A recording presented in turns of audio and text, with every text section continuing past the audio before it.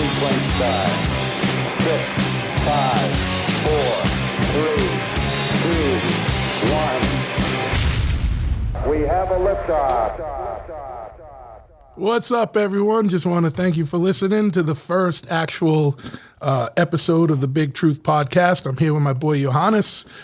And if you don't know him, you know him either maybe from tattooing at Black Stallion Tattoo, or you might know him from his old hardcore days as a European hardcore superstar, or you might know him on the streets of Boston riding the Gold Diner, Gold member 617. Yeah. Yeah, and you know, he's Dutch and he likes gold. Isn't that vid? You're smoking the pancakes, Yeah, man. absolutely, absolutely. But I wanted Johannes on as the first guest because he kind of crosses like three main worlds of mine. And we were just talking about it a little while ago. Hardcore, tattoos, and punk rock, and motorcycles. And Hit all three marks. yeah, right. You know, and it's like that's the target demographic, at least at first. You know, like, you know, we're just going to be. It's more of like a subculture podcast, but also just want to talk to interesting people that live life outside of the 9-to-5 basic, you know, office grind, and show people there's alternative paths out there, and cool shit you can do to survive and put food on the table and things like that.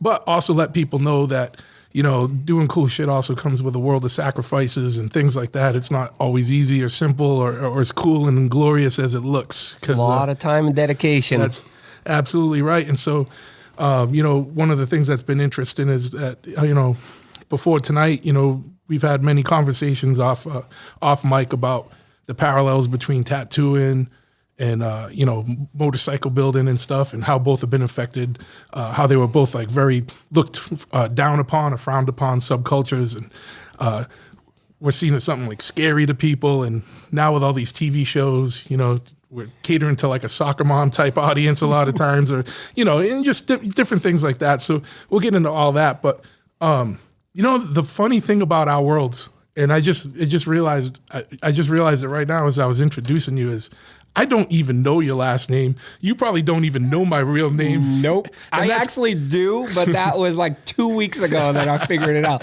And I was like, man, you don't need to know my last name. I don't need to know your name. I know yours Truth. That's it, man. That's right. Your Truth. You know, Yeah, I'm yeah. Johannes. That's it. No That's last right. name. I'm the Black Stallion. But that's perfectly acceptable in our world. And I felt like a dick when I was introducing you. I was like, Johannes from Black Stallion Tattoo. You probably seen his flash online, or you probably bought some flash from him if you own a tattoo shop, or you've seen him at conventions because he's all over the place. Yeah. But why don't we just get into, like, you have an interesting story. First off, I have to ask you, Holland people are Dutch, and it's also called the Netherlands. All right, so it's even more confusing than that, because I don't see myself as Dutch. I see myself as Frisian. So Frisia is like a small little province on the northern part in the Netherlands, and we pride ourselves. If we could be separated from the Netherlands, we most likely would want that. We have our own language. We have our own flag. We have our own national anthem. It's one of those things that when I grew up, I didn't care that much about till I was actually not living there anymore. And that's like when I appreciated really where I actually was from. So Holland is a province inside of the Netherlands. So whenever you would say like, oh, he is from Holland, you basically exclude the rest of the Netherlands. So the country is the Netherlands, and then you have multiple provinces. Holland is a province which happened to have Amsterdam. That's like why on the soccer team, you'll see Holland. It's kind of became acceptable to call it Holland. Oh, okay. But I ain't fucking Dutch. I'm Frisian all the way. So that's like, we still wear wooden shoes. We still ride tractors. It's like a very, it's a small kind of like place inside of the Netherlands, but it's really cool. It is absolutely like different from like the regular like Netherlands, like Dutch people kind of thing, you know? So it's kind of like the Freetown of the Netherlands. Yeah. I sometimes tell people being like, it's kind of Texas of the United States. But then I'm like, no, fuck that. I don't want to be associated with Texas. No offense to anybody that lives in Texas, but we have a different language. We pride ourselves into like really hardworking. It's more farmland. We're about like where I grew up is 45 minutes from Amsterdam, 45 minutes from the German border. So I'm really, I mean, the Netherlands is really small regardless. But yeah, that's where I grew up. That's like where I basically spent like up till like 18, 19, like there. Then I like moved for a short stint to Rome, Italy. Came back, and then I moved to the United States of America. But that's pretty common in Europe, right? People bounce around a little bit more. Yes and no. I feel actually that it's like more common for like Americans to bounce around, because obviously like America is huge. You can like move from like Boston to Los Angeles and anywhere in between, speak the same language, have your same bank account, have the same currency, have like the same insurance. Not in Europe. Like Sure. it's a lot more difficult, but it is more and more common to actually like move around, especially now that like we're one European Union. You can just move. I could like move to Spain like one day and like a month later move to like Germany, and then from Germany to Switzerland. Like all these places you can actually live as long as you have a European passport. So it is nice. It feels like a little bit more like you're in a different country rather than going from state to state kind of thing. Yeah, well, it's a whole different language, a whole different culture, a whole different history. Food, different history, exactly. And at one point, none of you guys were friends, and then sometimes you're friends, and sometimes you're not. I guess it's kind of like the States in that way, too. Right? Yeah, right. I mean, you know, it's like we talk shit about different states and all of that. Like, that's what we have with countries kind of thing. Yeah, you know? yeah. It's like Holland and Germany, it's always a big bass. It's kind of like, you know, especially in sports and all of that, obviously. The rivalries. The rivalry is, like, big there. Yeah, so look at that. It's already like it's only a couple minutes into the podcast. People already got a lesson in geography and Dutch. Well, sorry, not Dutch, but Netherlands cultures. It is actually the Dutch culture. Dutch culture. But yeah, you said the you're not country Dutch. is the Netherlands. Yeah. Well, I'm Frisian. Well, it is so confusing, even if I think about it. Right. Yeah. The language is Dutch. We are Dutch, but the country is Netherlands. Yeah. But I'm Frisian. Yeah. So I didn't even know that Frisian existed. yeah. So, you know, hence the name Black Stallion. If you're into horses, like Frisian horses, or like some of the most prestigious horses, if you watch any kind of show like Vikings or Game of Thrones, if you see the big black horses with the long hair, those are Frisian horses. Those are like basically in my backyard at all times. Like we have like tons of them roaming around. A lot of people like have them, ride them. Those are Frisian horses. And then most famously, we're known for like the cows, the black and white cows, the milk cows, Frisian cows. Frisian cows, all right. Yay. Now, are they still wild out there? Like, are there wild Frisian horses Well, no. rampaging around? But we're wild Frisian, but no, they're not wild horses. But my uncle, like, he had like 3 or 4 horses like that. I actually have like a picture, which is really funny because people on the podcast won't know how tall my girlfriend is. My girlfriend is like 5'1", and she stands next to one, and like basically the stomach comes up to where her head is. Like they're that big. Yeah, like, she could they're, almost like, walk big under ones. it. Yeah, without- basically. Now, and what you said about the wooden shoes is absolutely truth, because I do own, I have one of my prized possessions. One of the coolest things ever someone brought back from travels was a custom pair of chopperhead wooden shoes from your village. You're welcome. Frisian clogs. Yep. And I will try and post a picture up or something, because we're not doing video You yet. should like post that like little video that you have like where you're dancing in the Yeah, wooden well, shoes. maybe, That's like yeah. even better. But yeah, I think that the is area, on the Instagram. I think it might be it on is the on the Chopperhead. Instagram. Yeah, I think, there or you go. maybe it was on the stories. But you know, Yeah, who knows? Who knows? Like that social media stuff, right? Yeah. But yeah, it's very common actually to still wear wooden shoes in our region, and it's not weird to me. But again, like thinking back at it, it is if you're not from there, it's like, you really wear wooden shoes? Like, why would you wear wooden shoes? Yeah. They're pretty comfortable once you get used to them. Well, what I will say is that everyone at the shop, we all tried them on, and we were all surprised about that. They were actually very comfortable. Exactly. And I don't know about wearing them all day, but you said you have to wear them with like thick wool socks or something. Now, that's the thing. Like, your grandma would wear or would knit like thick wool socks. Like, I think we call it goat wool. It's like really thick wool socks, so it's like you have a little bit more cushion. And the more you wear them, the more they shape to your feet. And they're actually safer than any kind of steel cap toes shoes. Steel cap toes? Steel toe. Steel toe, there you go. I could have known that. Now, is it made from the wool of a Frisian goat? Probably. A Frisian black goat? Probably from the Dutch one, because we were like, fuck you, Dutch. You know, we're going to take your like wool. Yeah, and put it on our feet. Now, so how does a dude from a village outside of the city, A small village, 3,000 people. a small village of 3,000 Frisians, find his way into punk or hardcore or tattooing? Because it seems like you should be making cheese or something out of the Frisian milk from the Frisian cow. We actually should, but I'd rather eat that cheese. And I got into the punk and hardcore through my cousin, who got me also into like motorcycles. It was like funny because like me and Tasha were like looking through some older pictures, and there were like a few pictures with me on the back of his motorcycle, like a Honda Magna.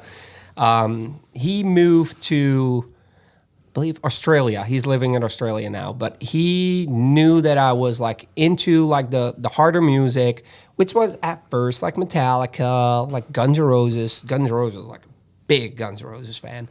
And he was like, hey, 2 towns over, there's a hardcore show. Do you want to go? And I was like, absolutely, I am down. How old were you? I was like about to be 15 at that time. And I still remember it was SNFU, Lagwagon, and there was one other band that I don't remember, that I don't recall.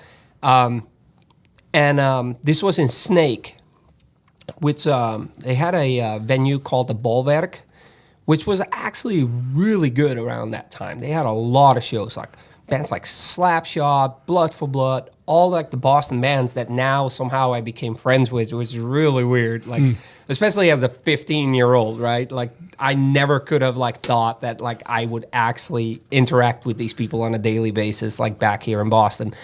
But he asked me to go. Absolutely, 100%, I'm going. While I was there, I'm a pretty social person, so it was really easy for me to just like talk to some other people. I like talked to the Van der Werf brothers, Ton van der Werf and Peter van der Werf. Won't mean anything to you, but Ton van der Werf was like actually a guy that like put the skate stage on like the Dynamo Open Air, if you ever heard of that. Like, he actually was a big part of that. He was like working for Converse. I got in touch with those, and they were from my town too. And they were like, okay, if you are into like any of these louder music, come to our house. We'll give you some like CDs that you need to listen to. I remember first thing, Gorilla Biscuits, and I was sold. I was like, fuck Guns N' Roses. Like, this is Gorilla Biscuits. This is awesome. I remember, like, thinking back at it, it was Gorilla Biscuits, Turning Point, because I was always like a little bit more into the melodic kind of like part of like the hardcore, because I like bands. Like, obviously, once I saw Lagwagon, it still has a special place in my heart, like that Trashed record. They basically got me started in the hardcore. They introduced me to bands that I still listen to today. And I was 15. They were 19, 20, so they had a car, so I could go along. Actually, not late after I became straight edge, so they were like really happy because they were like, bingo, we have somebody to drive.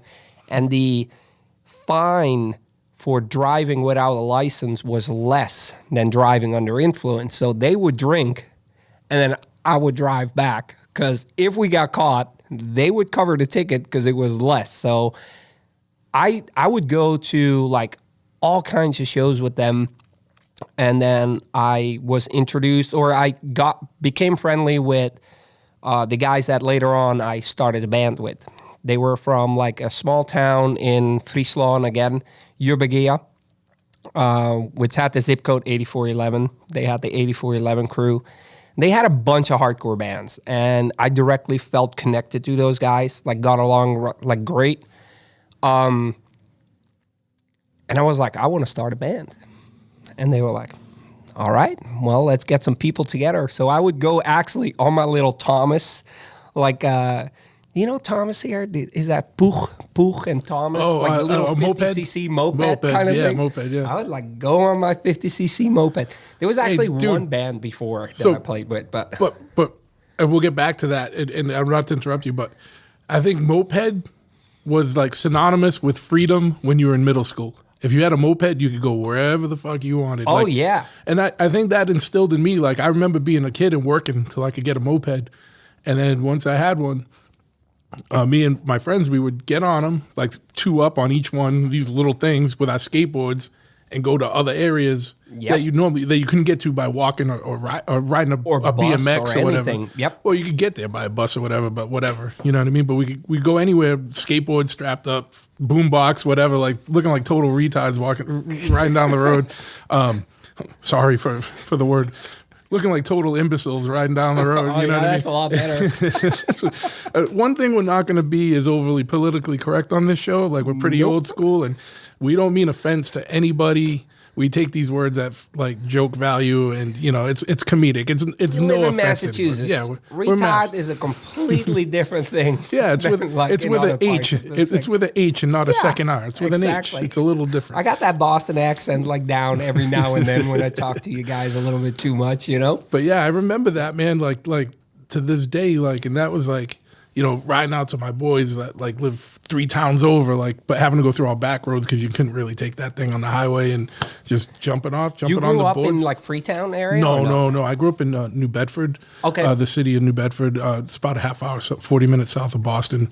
It was a real shithole city. It was, at the time, it had the highest violent crime rate, had the highest HIV rate per capita for New England. And party. Yeah, it was a big party, but we did whatever we could to kind of, to get out of there when we could and go see friends other places and whatever. But like, that was the first thing. And I think later in life, that's like why motorcycles and all that connected. But the reason why I got the moped was so I could go do skateboarding and punk rock things with my hood rat friends. You know what I mean? Now, what age can you ride a moped? Is that 16 here?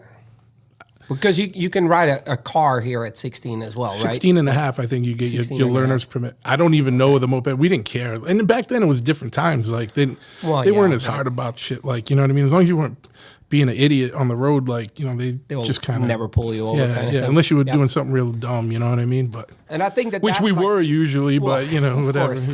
But you can do dumb stuff as long as they don't see you. Like, but like that. Yeah, I had my moped, and that like became, like you said, because in like the Netherlands, you would be able to ride a tractor and a moped at 16 and a car at 18.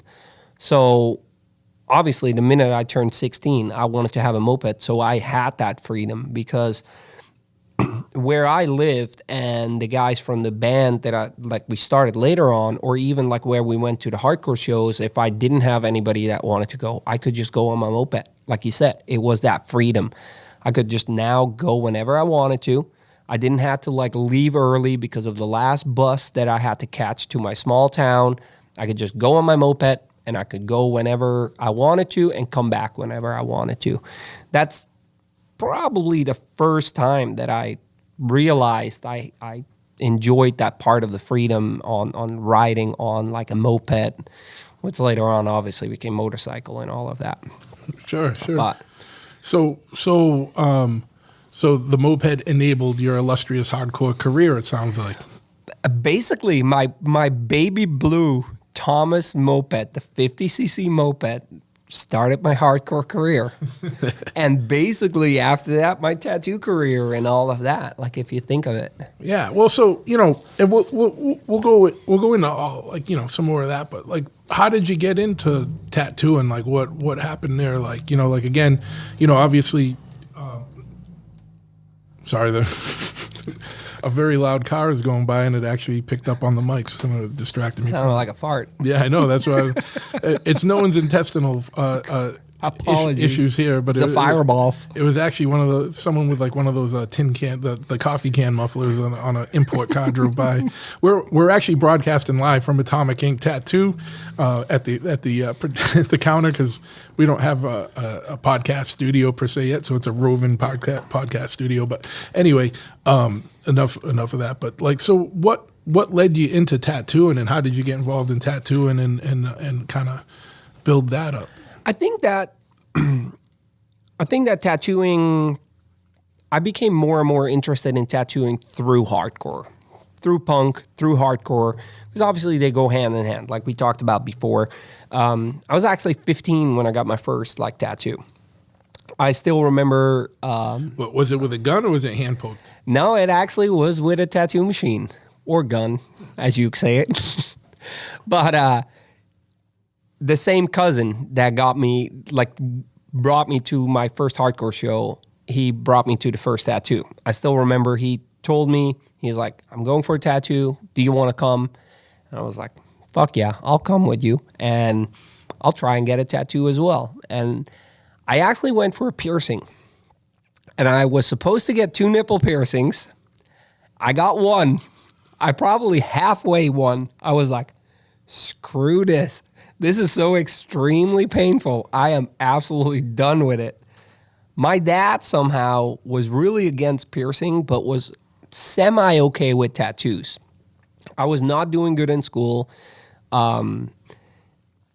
School system is slightly different, like year-wise. From 12 to 16, you're in kind of like high school, college, like a mix between. So it's supposed to take you 4 years. It took me 5 years because I took a year off to be my punk self. He said that if you do well in school, you can actually have a tattoo.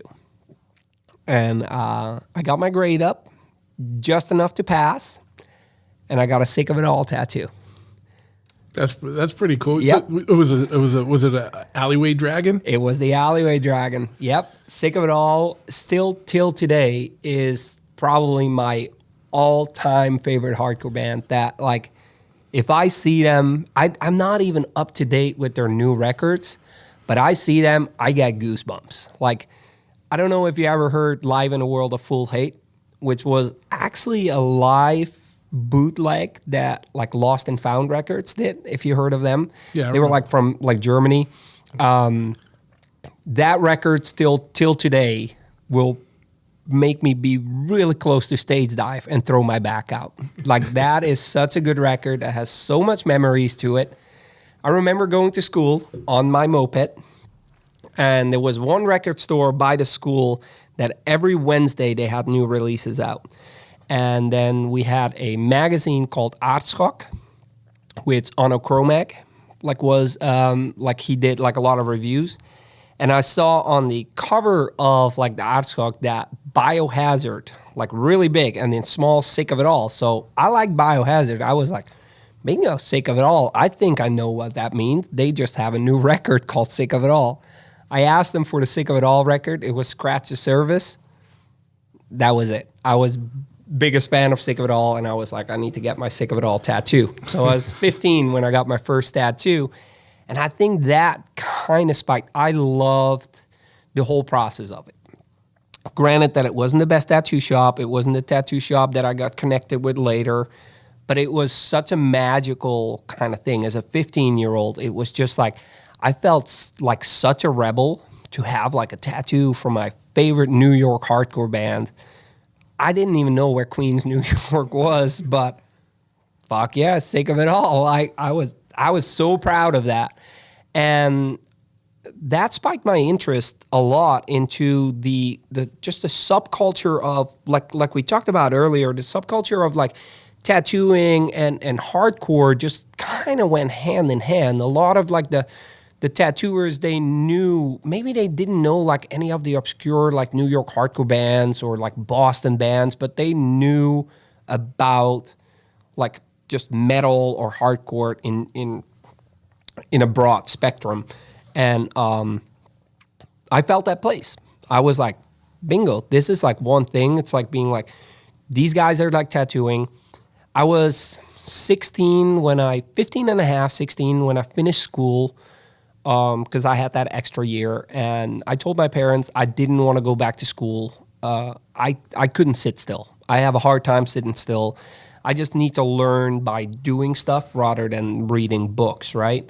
So nowadays they'd get you medicated on for ADD meds. For and ADD stuff. meds, I wish I did because I would love some Adderall. But yeah, they were like, okay, that's fine, but we're not going to allow you to do nothing, so you have to have a job. So I went into construction. Obviously, a lot of the construction workers had tattoos, so I just like always was like interested in their tattoos. Granted that this was 96, 97, so it was a horrible time for tattooing because it was just all tribal armbands and like really bad stuff, or at least what I got exposed to. Cherry Creek kind of stuff. Before it was ironically cool. Well, yeah, now I'm like, fuck yeah, Cherry Creek stuff, like tattoo brand stuff. That's my Bible now. That's like all my tattoos are based basically off that, just, in a new jacket. Where did I left off? I worked in construction, and then little by little, I did not like that. I couldn't work construction. I have mad respect for anybody working construction because that is the hardest job I have ever done. Wake up at 5 o'clock. It's freezing cold. You still have to lay brick or like do tiles. It was too rough. My dad, we have a lot of the area where I grew up is really close to a lot of lakes because the Netherlands, obviously, below sea level, we have a ton of water, ton of boat people. A lot of Germans come over to the Netherlands for boat people. And there was a guy that had a piercing wholesale company. And he was like, come to Nuremberg in Germany and I will have one of the guys show you the basics on piercing. So I actually got into tattooing through piercing. I went on the first train, went to Nuremberg. That explains a lot, though. Let me digress for a second, if I can interrupt. I don't know what it is about piercers, and I know I'm going to get some hate from this, but there's a really weird fucking lot of people. Like, it's a very bizarre lot of people that get into piercing. And obviously I'm kidding around, but there is a little bit of truth into that joke. 100%. So that explains a lot. Now I feel like I know a little bit more about you. Yeah. Well, so I never made like a thing out of this. Like piercers turning into tattooers, it's kind of like the joke in the tattoo world as well. I am happy that I pierced for the first couple of years because I had no artistic ability whatsoever, or it was not unleashed till like later on. Yeah, that's what I wanted to ask. So like as a kid, you weren't like doodling or drawing or like I was into art? Perfect candidate for ADD, like medication, because I could not sit still. I had to do stuff with my hand. I had to run around. I had to build like huts in the forest. I just had to do something rather than sitting around. I never drew, never painted, nothing at all. Not till I started being interested in tattooing that I went like, all right, I know that I have a massive, I'm really far behind because I never had that art aspect. So once I started going into tattooing, I went full force. I just made sure that I was going to go and keep up with like the tattooers by working 3 times as hard because I had to, because I did not have the ability. I would draw stick figures, like not even good ones either. Till today, I always tell people being like, I'm a tattooer. To me, tattooing is a craft. You can learn a craft. If I need to do anything outside of that craft, if you would ask me being like, hey, we're going up to the White Mountains, we're going to paint scenery, I'd be fucked because I know how to make a tattoo. I could put a nice traditional frame around it and put some mountains and trees in there, but it's going to be a tattoo. So To me, I never see myself as an artist. I see myself as a tradesman more. And you can learn a trade. Doesn't mean that it's going to be easy. But if you have the time and effort for it, you can absolutely learn a trade, like anything, like welding, like carpentry, or whatever, like tradesmen like are. You can learn. Doesn't mean that it's going to come easy. So you got to work hard for it, and that's what I had to do. So your artistic kind of, I guess, palette would be just more towards, like, you can draw, but if it's in a tattoo style for a tattoo. For a tattoo, exactly. And that's kind of where you, Yeah. where the realm of art you stay. Yeah, and that doesn't mean that I cannot expand beyond that. And I tried for a little bit. It's just that I got busy enough with tattooing to where I don't really have time for any other like art things. I would like to at one point just learn some new like aspects of art. It's just that like I'm busy enough with tattooing. I'm a slow drawer, so it will take me a little bit to actually come up with the tattoo designs.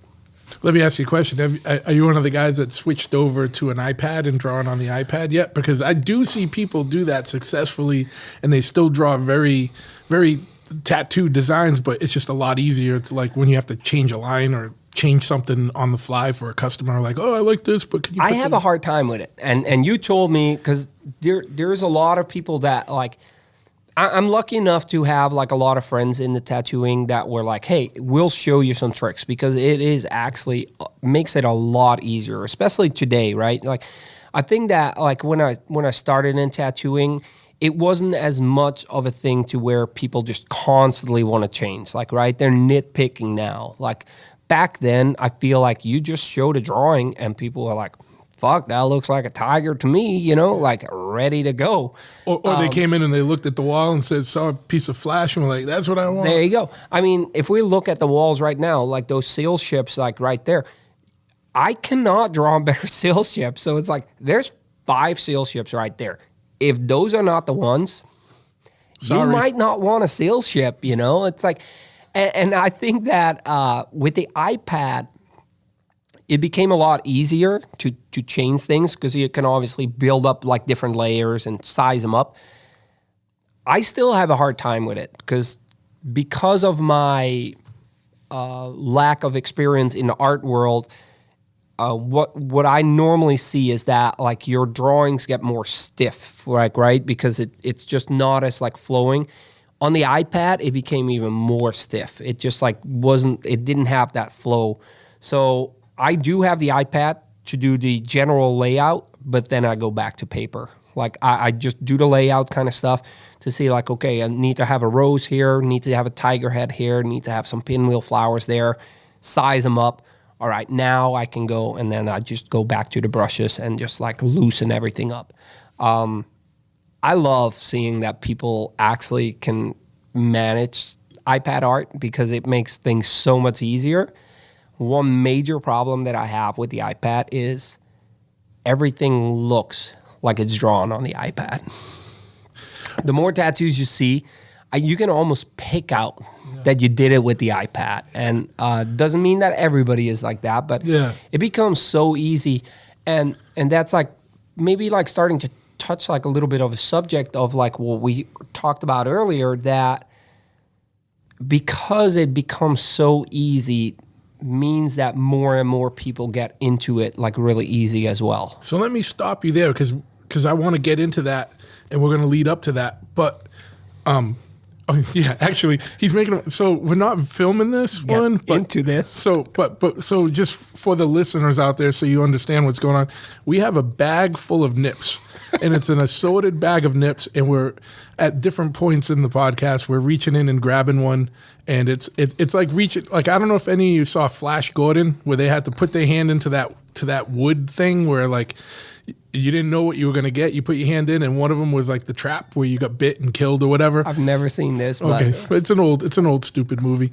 But we're going to reach into the bag, grab a nip, whatever you get, that's what you drink. What you drink. All right, so we're going to do one. All right. Oh, I got a fireball. I got a butterscotch McGulligully. Dr. McGulligutty's butterscotch. McGulligutties. All right, so here's to health. But I definitely want to get back on something with that. Or 1 second, let's take our.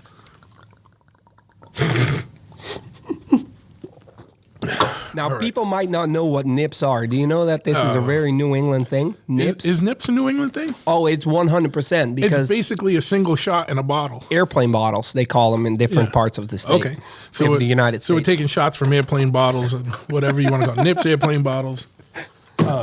So anyway, before we get into the things being easy, did you do a traditional kind of tattoo apprenticeship? Or, I know you said you were a piercer at a shop. Dude started showing you some tricks and you started getting into it. But how did you actually kind of develop from being, especially not having art background, from going from a piercer to a tattooer?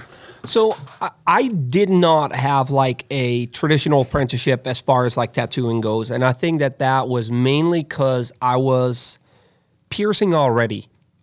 Piercing and tattooing go hand in hand. Especially back then. I feel that now like it's like a little bit more separated, but it went hand in hand. So I was lucky enough that like when I was like piercing, I met enough tattooers through piercing where they recognized that I was like a hard worker and they were like opening up to me for starting to tattoo. One of the first guys was Lorinto. Back in my, he's like about like 25 minutes, 30 minutes from like the place that I grew up. I had 3 tattoos before I got in touch with him. It was just like he was in a college town, college city. It was just the opposite way. Plus, it was just like one of those things that like most of the people that I knew went to this other guy. Once I got in touch with him, that's like when I really got the taste of like what tattooing is. Traditional tattoos, Japanese tattoos, that's what he did. Like really strong. He was the first guy that like kind of was like, okay, I'll recognize that you're working hard for it. We worked like 1 or 2 like festivals together where we would have like a, what do you call it? It's almost like a, what is that called in English?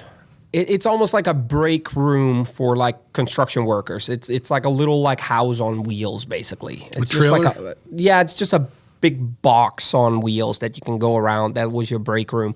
We would have those on the festival field, and I would pierce and he would tattoo, and it was absolutely amazing. But not till I moved to the United States did I start like really showing an interest in tattooing. And I was working in San Diego at Chronic Tattoo. Is tattooing what brought you to to the United States? What made you want to come out here? Long story short, I basically had an opportunity. I always had the traveling like in me. So I went from like the Netherlands. I lived in Italy for a little bit, came back to the Netherlands, went to a convention, a piercing convention like the APP in Las Vegas. I got in touch with like a bunch of people like right there, got invited to come to Tucson, Arizona to work in Tucson where I actually met Lenny. Shout out to Lenny Mental, New Hampshire's. Yeah, Lenny Mental. He might not remember this because this is quite a while ago. But yeah, I went into Tucson, Arizona, pierced for Johnny Ray. It was a culture shock. Not talking ill on like Tucson, but coming from the Netherlands, from a small town, to go to Tucson where there's shotguns, everybody had a gun on their hip, in the bars, was a really weird thing. What year was this? This must have been 2003, 2004. Okay, so I missed it because I lived there from like 95 to 96. That's where, being Bricktop Brent and everybody, like that was like my roommate and my homeboy out there. Well, then I moved to Flagstaff. But it's the same thing. Even coming from the East Coast, the first day I showed up in Tucson, I lived in an apartment complex on East Prince Road, and I remember going to the Circle K across the street, which is just like I remember the Circle K there. Convenience store, and I just walk in and there's a dude strapped, like he's got like Old West too, like he literally had 2 revolvers, like in an old like timey like holster like on his hips. I was like, fuck yeah, we ain't in Boston no more. Yep. And I would see dudes riding around on motorcycles with a shotgun strapped to their back. And I was like, fuck yeah, man. Fuck yeah. See, you were fuck yeah. I was like, fuck this. I ain't gonna get killed. Because back where I'm from, it's really stupid idea to wear wooden shoes or have a lighter on you already. Because once you get drunk, you get in a fight, you'll kick a person with your wooden shoes, right? It hurts to get kicked by a wooden shoe, believe it or not.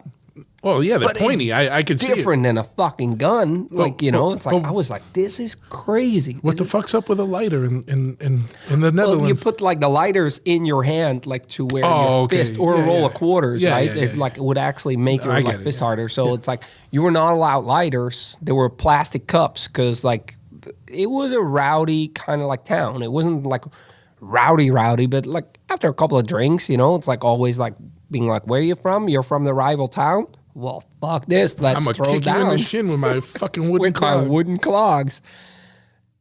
So having the guns was just like really like, it was a weird thing. I was supposed to be there for 3 months. I did 2 months, got in touch with a friend of mine that I met through like the convention, and he was in San Diego. So I'm almost positive I took a Greyhound bus, but it could have been a flight from Tucson to San Diego. I did the Greyhound bus from Boston to Tucson. Oh, God. And I saw some shit on that ride, boy. I can imagine. Holy fuck, man. I can imagine. So I don't really have a recollection, but I'd like to believe that like that's why I know Greyhound. So I think that I went on a Greyhound bus, went to San Diego, stayed there for 2 weeks, and then I flew from San Diego to Denver, Colorado. I really like Denver. I got in touch with a bunch of people that allowed me at Twisted Soul. They allowed me to pierce there. I went back to Europe. I think I was there for 2 weeks and flew right back to Denver. And I stayed there for 3 months. Then I went back to the Netherlands, and then I got a call from San Diego saying that they needed somebody to run the piercing part because one of the guys was like moving to, I believe it was San Francisco. And this was the opportunity for me to just being like, obviously San Diego, California, nice weather all the time. So I took that chance, flew to California, and within 2 to 3 weeks, I was like, hey, it's like, I'm here, but I do have like the wish to start tattooing. And that is like one of the things that I do want to like, what do you call it? Just basically, I wanted to become a tattooer. Sure. Yeah. Sometimes I don't know the English words. Did you make it a condition of your employment? Be like, yeah, I'll be here, but you got to teach me this shit too. Kinda. I don't really remember how I did it, but I definitely made it aware that I wanted to. And we were working with like 11 other tattooers there, and there were 2 guys that were like, all right, if you go into this, let's just go paint flash. And that was like my first introduction to actually like traditional tattooing. Granted that this was over a span of like 9 years of being like a piercer and working with tattooers already. But I started like painting flash, and little by little did the owner allow me to just like start tattooing my clients and my friends. And I had help all along the way from 2 tattooers that would just show me the way. Eventually 3 tattooers, 4 tattooers, 5 tattooers. I was in San Diego, I believe, for 2.5 years, if I'm not mistaken. And then I moved to Los Angeles. Moved to Los Angeles, where I met Tasha. Lived in Los Angeles for a year. I didn't like Los Angeles. Again, anybody that lives in Los Angeles, nothing bad towards that. It was just not me. And she wanted to go to school in Boston. So I was like, fuck, it's a lot closer to home, so why not? Never did I know about winters here until I moved here, but...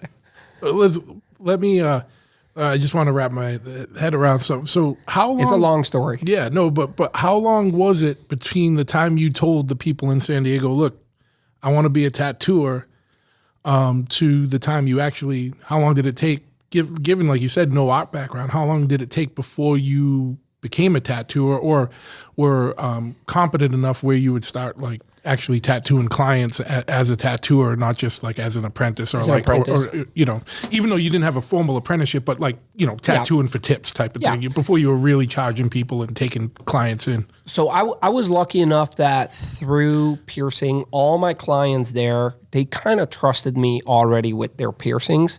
So it's a big difference, though. It's a big difference to go with a pin and fucking. But like, granted that I was doing like a little bit more than your like navel piercing or your tongue piercing, right? Like we started doing like those dermal implants, like from the very early starts to where like they weren't even dermal implants. We started bending them from like nostril screws and all of that. Sure, yeah. So it was like. Were you splitting tongues or any of that? I actually assisted in 3 or 4 tongue splittings, and I almost passed out because that is something different. The minute I don't want to give too much away, but like the minute you start apprenticing and you do tattoos for tips or for pizza or for beers or anything like that, you have a line around the block. And I was lucky enough that like all my piercing clients were like, I want a tattoo. There's nobody else that I trust besides you. So that's more of a testament to people, to you and your personality and people's trust in you. Because like, you know, like back then, if I knew you, like I would be like, yeah, dude, I love you and I trust you, but I don't know if I want you drawing on me yet. Yep. And I think that was But that's an important part that people don't realize. That's an important part of the business, is having that confidence, but also having that personality where people are like, oh yeah, dude, you know. Well, I that think trust. It's like, again, this like might give like at times like a little bit too much away to like the new people that now want to get on the fad of tattooing. But I think that I don't think I would ever want to have an apprentice, but if I would, I think that the art aspect, as silly as it sounds, is secondary to your bedside manners. Your bedside manners in tattooing is important because you know as a tattoo shop owner that 70% of the people do not know the difference between a good tattoo and a mediocre tattoo, right? But they definitely know the difference between being treated well and not being treated well. So when I started, luckily now it's not the thing anymore, but when I started, I just made sure that like people were treated well, that I listened to whatever they wanted, and I was lucky enough that I had the help of other tattooers. The thing that I was always thought is like, you can fix a badly done tattoo. You cannot fix a badly drawn tattoo. So I never drew my tattoos at first. For the first year, it was flash. If you didn't want flash, I was not the guy, right? Sure, yeah. Because like whatever you do, if you do a bad executed tattoo, but it's a good drawing, you can always come back. I can always fix the line work. I can always fix the color. But once you put a bad tattoo, bad drawing on somebody, that's it, right? That's when we come to you and get like basically laser removal, and then we go for it. Yeah. As like getting into tattooing with not really an art background, I think that like your most important thing is to just listen to your clients and actually treat them with respect, because they are wearing your artwork for the rest of their lives. And I have done some bad tattoos on people. I mean, we all have them on us as well. Sure, but yeah. like I've done some bad tattoos. But I think for me it's two. It's like I like to have good tattoos on me. If you ask me now if I would rather have a mediocre tattoo from a really cool guy or an amazing tattoo from an asshole, what would you choose? What would I choose, or what would you choose? What would you choose? Yeah, it really depends. Because like the thing is, right? Like let's say that No, you but get an I know what you're saying. amazing, you get an amazing tattoo. You pay $500, and you're like, fuck that dick. Yeah. Like you look at that tattoo and you have a bad experience. You just have a bad taste on that. Sure. you No, know? I get it. And especially to me, it depends what you mean when you say asshole. If you mean someone that's like, got like a real bad attitude, like, narcissistic, like pompous. Yeah, I get that. But one thing that, we've talked about offline is that, the difference between a tattoo shop in like the 80s in a tattoo shop now. Like one thing that I did like and that I did appreciate, and this is with hardcore motorcycles and tattoos, is that like for me in the 80s and 90s, these three areas were like the last bastions. They were like all pirates' dens. And like if you got involved in that world, it was a rough and tumble world. I remember to this day being like a 16-year-old kid going into Art Freak Tattoo. Now, Don Lucier and Mike Lucier and all those guys are like good friends of mine. Mike was a friend of ours, and we would hang out with him, and his older brother Don owned the shop, and they had a doorman named Jack, and you went in there, and if no one knew you, you had to put your time in before people warmed up. It's funny to know already that like tattoo shops used to have a doorman, right? Like yeah, well, and I that's remember how different it was. Yeah, and being a kid, 16 years old, Jack was like 40. You come in, and he's like, the fuck do you want? You know what I mean? And it wasn't like pompous. Just dudes were gruffer. And it was like, like if you could stand it, like if you stood in there and hung with it and gave shit back, like you were accepted and it was cool. Like if you had a little bit of sand up your skirt, like you got fucking bounced out, right? It was like, if you don't belong, don't belong, and there was something to that. And as a tattoo shop owner, you know what I mean? And with laser tattoo removal, it's so weird now where it's so, you got to be more customer oriented. But I do have a fondness and respect for when tattoo shops and, everything it was still pirates' dens. It was still like rough and grumble. Well, I definitely love that like whole aspect, and I think that it's like great that like we grew up around that. Sure, right? yeah. Like I sometimes like wonder if like, and that's like in hardcore, that's in tattooing, and that's it like in riding motorcycles, right? Like the whole chopper scene, since that's like the three things that like we basically have a lot in common.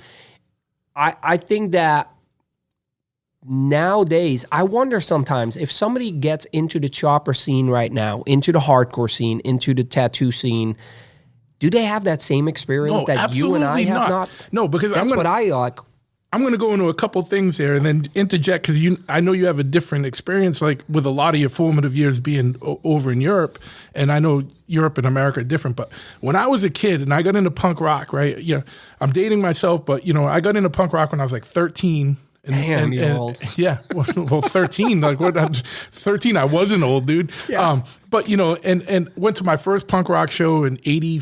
It was the summer between my 8th grade and freshman year of high school. So it was 85, 86. Suicidal Tendencies and Jerry's Kids. Oh God! But in those days, if you were a skateboarder, if you were a punk rock dude, I wasn't into motorcycles. I forgot about skateboarding. Except that's like how I got into it. Yeah.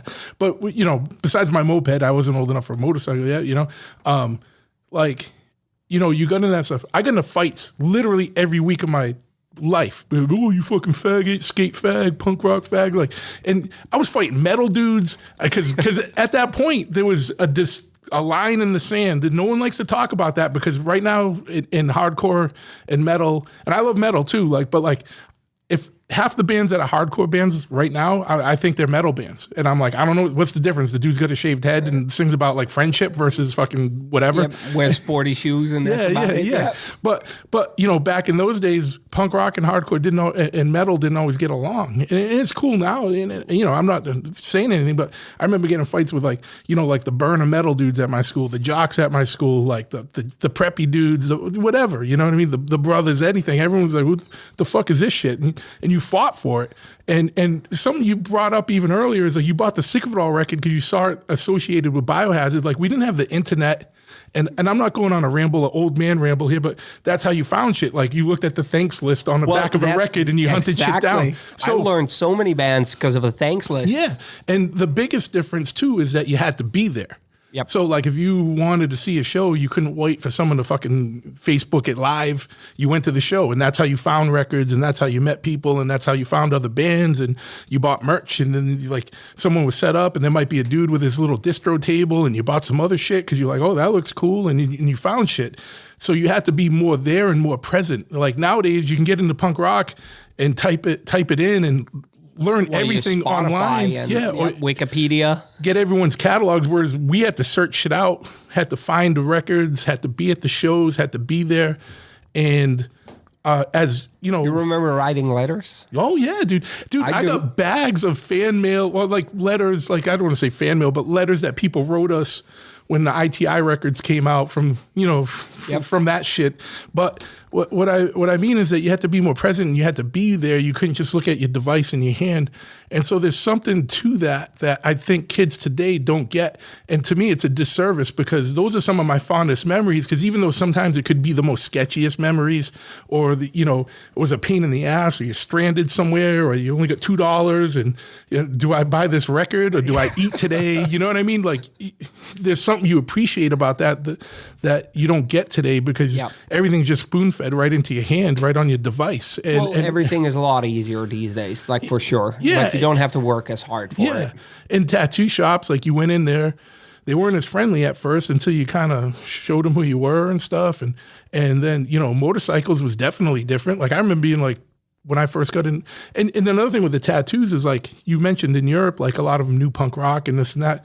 Out here, it wasn't always like that. So some shops did, but some shops were just old graybeards, and they didn't give a fuck about that. They were, fuck you, But it was always different though, because it was always more accepting, because we were outsiders from the mainstream, and we had our own little clubs and our own little safe spots, like little tattoo shops. Yeah, all right, these dudes are cool. Then, they're outside, and that's how motorcycles was when I first got into it. That's how everything was when I first got into it. And it was, everything was the extension of loud, fast, dangerous, and do it yourself.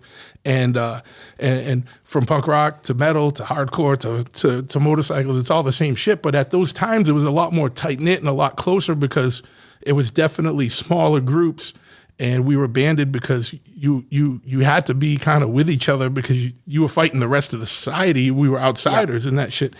Seems now all this shit's more mainstream, and I don't know what it is. Like I don't know why. Like you know what I mean? I think it's TV shows like blew up motorcycles, blew up tattooing, put it more in the mainstream. And there's good elements to that, because now I don't get pulled over as much on a chopper, or now I don't get looked at as weird having like hand tattoos or being heavily tattooed, or I don't get fucking weird looks from listening to punk rock going down the road, you know what I mean? Versus, back in 80s, 90s, things like that. You got your punk rock t-shirt at like Hot Topic nowadays and all of that. Yeah, you can go to the mall and buy a Black Flag shirt. Yeah.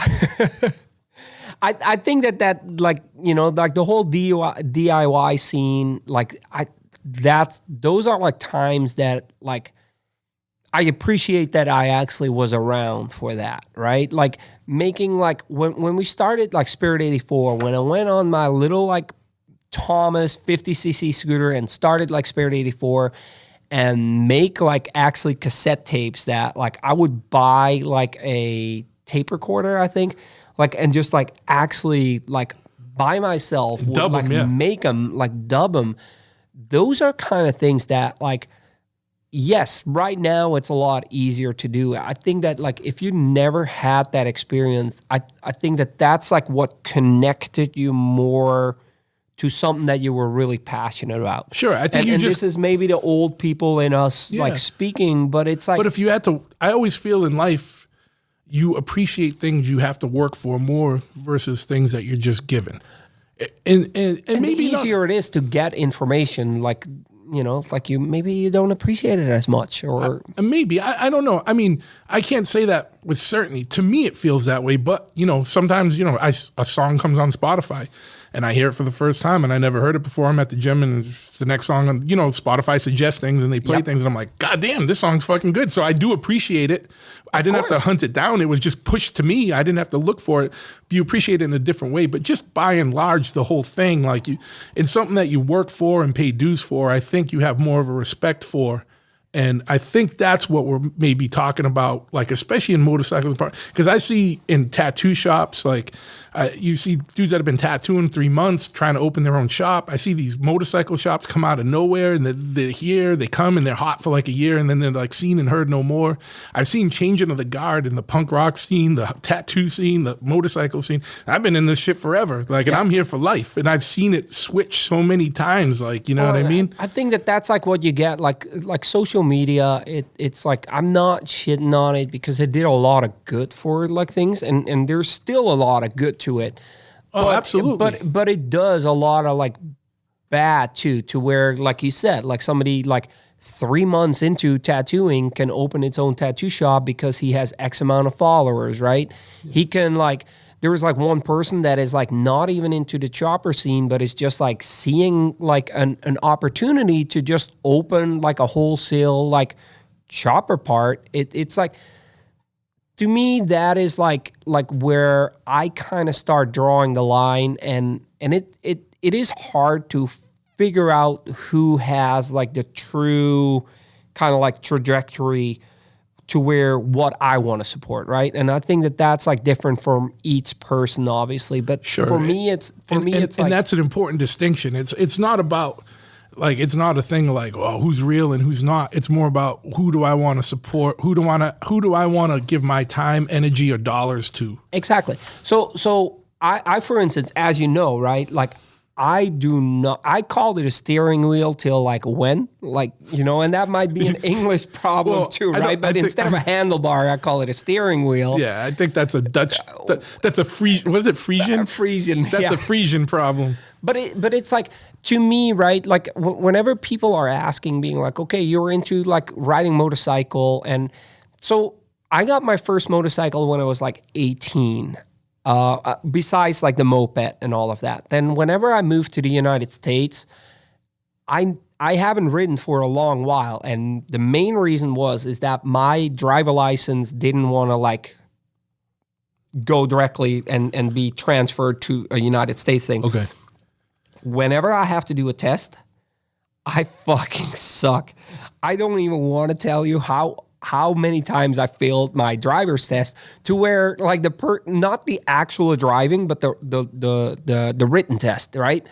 To where they were like, do you want to take it in a different language? And I'm like, yeah, that would be good. They're like, well, we got Chinese. And I'm like, well, fuck, at this point, being like, I might as well take it in Chinese. I don't speak it, but like the English test, I like failed 5 times, right? So I didn't like have a motorcycle for like a long while. Where I'm going to is that like, I do not know, I didn't build my own motorcycle, right? I have you guys do it. And one of my reasons for supporting, there's a few ways that you can support your friends. And if all of us start learning exactly how to fix motorcycles, you'll be out of business at one point, right? Like, I have an interest? I want to learn, if I break down the road, I want to learn how to fix that. But anything else, I'm a tattooer. I absolutely love tattooing. While I tattoo, why don't I pay my friends to fix my motorcycle so they can actually keep their business alive? And I think that's like a big thing that like, I might not express it well, but that's like one of those things that I miss the most, right? Into today's society, where it's like tattooing, well, I'll just buy a tattoo machine, I'll do it myself. Turns me out of business eventually, right? If I learn how to fix my motorcycle and upgrade my engine, upgrade my cams like I did, could I on YouTube? I most likely could. I don't want to. I have if you do that, then I'm going to learn fucking tattooing. Well, exactly. Well, you remove the bad tattoos that I do, so. But like, I think that's like a very important thing that like today's days, like we're kind of like missing. Like in tattooing specifically, you get a lot of clients. So I have like electrician, plumbers, and all of that. Could I fix certain things at my house? I probably can figure it out with today's day, like, right, Instagram, Wikipedia, YouTube. It has like a lot of things. But like once I start doing that, I feel that the crafts that people got into are getting kind of like dumbed down, and it's getting harder and harder because you know how hard it is to run a chopper shop, right? Because of all the TV shows and everybody that sees like kind of like the dollar signs wants to start a tattoo shop or like wants to start a chopper like kind of page, start selling like merchandise on there. They might be better at like the social media aspects and all of that. But yeah, the difference is though, what I will say that's a little bit different is that that was bigger in the 2000s with like the chopper TV shows and making people get into bikes and bike business. Like, and there's a difference between the business of building or repairing bikes and the business of being a culture vulture and selling some T-shirts or some bullshit and some foibles and knickknacks and stuff. But that's what you see a lot of nowadays is like these quote unquote lifestyle companies. And it's like, you ain't even involved in the lifestyle, motherfucker. I don't even know who you are. And I haven't seen you around and you're coming around, but you can make a good website and you can talk a good game online. So you get Instagram likes or Facebook likes and you get followers and then you get a business supported on it, but it's all a sham. Like you didn't do nothing for this world or this community. And I think that's the same thing you were talking about with tattoo shops. Some dude's been tattooing 3 months, opens a tattoo shop. Who the fuck are you to open a tattoo shop? You're probably still a fucking scratcher and you're probably still fucking people up. And all you did was navigate the system and benefit from the hard work. And they're better at like that system, right? They're better at the social media and all of that, while like, you know, like other people like work hard for it. Like I don't always have time to go on social media because I'm actually tattooing. I'm producing Tattoo Flash, right? I'm running Tattoo Flash Collective. I'm running like multiple businesses that like give back into tattooing. To me, that's where my passion is at. So, you know, I like to support my friends, not only my friends' businesses, but people, like even if I don't know them, but I can feel that they have the passion and they put the years in there, being like, I want to support that. I want to give my money while I tattoo. I want to give my money to you so that you can put food on the table for your family. Sure. So I kind of try and seek that out because Chopperhead is not close to my house by any means, right? It's like, it's not far, but it's an hour and a half. But I would not want anybody else directly to touch my motorcycle because it's like, I know how much time and effort you put into this. Why would I want to give my hard-earned money to anybody else but you guys? So you can put food on the table. And we definitely, I definitely appreciate that. But I'm a pain in the ass most of the time. So. And then you're a Dutch gold motherfucker, right? But I mean, I think, you know, the thing that you're saying that's important, and to kind of sum it up, is that it's important for you to be able to support people in the worlds that you're involved with that, you know, that you feel like are on there's like a kinship with because have the same respect and love for these things that you do and have put in the time and kind of paid the dues and that's who you kind of choose to support. And that's kind of a noble thing. But I think other thing that you said that was kind of important is it's cool because the worlds we're in, we can trade with people. Like, yeah, I have clients too that like, you know, we sold a bike or fixed a bike for, and he's an electrician. So that's who I call when I need some electrical work and we trade shit. You know what I mean? Like, okay, can you put up all these fixtures for me? Yeah, we could probably do it. But why am I going to do it when I got a friend that does it and he's got an electrician, he's a electrical contractor. You come do that and then we'll give you a break and we'll do this for you on your bike and things like that. And that's a cool fucking world to be part of. And that's how shit should be, man, because you know, what did they call that again? Like whenever you trade, like whenever barter. I miss, like, unfortunately, obviously the barter system is not going to pay my mortgage and all of that. But like, I do like the barter system at times. Sure. But besides that, to just like strengthen your points, it's like, I think it's like very important for me to just try and like getting around corporate America or corporate, like even in Europe, it's happening, right? You have like a little bit more mom and pop shops there, but it's like, if I can support any kind of person that has like put their dedication in there and as actually like really stemming back to almost like the DIY scene, like from back then, that's what I want to support. Sure. You know, I'm lucky enough to, like, when I go to shows, like, you know, even if I can get in for free, I'm always trying to being like, okay, let me at least buy a t-shirt or something like that, because I don't know. I think it's very important. And I think that maybe if you were never into the DIY scene, maybe you don't understand that importance too, to actually like support that $10 that like, you know, I get like from a t-shirt, or having you order the motorcycle parts rather than me ordering it from Revzilla, right? Being like, yes, it's hard to get around Revzilla. It's hard around to get Amazon. It's hard around to get Target and all of that. But if I can purchase it for like even slightly more of the price, or like mostly the same price, and like support actually like a person that is like working hard, like way harder than any other person, like, because you and I both know we don't have 9-to-5 jobs. You know, I start way earlier than 9. I am definitely not done at 5 o'clock, like not in a long shot, right? And that's the people that I want to support, because without that, I would not be able to make a living off tattooing either. If I do not have the people supporting me, I couldn't make a living. So as much as I want to, I'll try and support anybody that does the same kind of like job and puts the same amount of passion into like their job. Sure. And, you know, again, like I think coming back to where like the punk rock, the hardcore, and the motorcycles and the tattooing, that goes all together, because once you're in it, you do have a lot of passion about it. Sure. And it swallows up your time, but you're actually happy to work 12, 13, 14 hours a day because it's something that you love to do, as stressful as it can be these days. Yeah. So going back to tattooing and going from learning the basics and the skill of tattooing, all right, yeah, hold on. Before we go into that, let's reach into the bag of fun. There you go. You got a McGilligoodies. You got a McGilligoodies menthol. What did I get? Wait. I'm cheating. Oh no, I'll do a menthol. There you go. A Cheers. menthol mint with you. All right, cheers. Put it up. Down the hatch.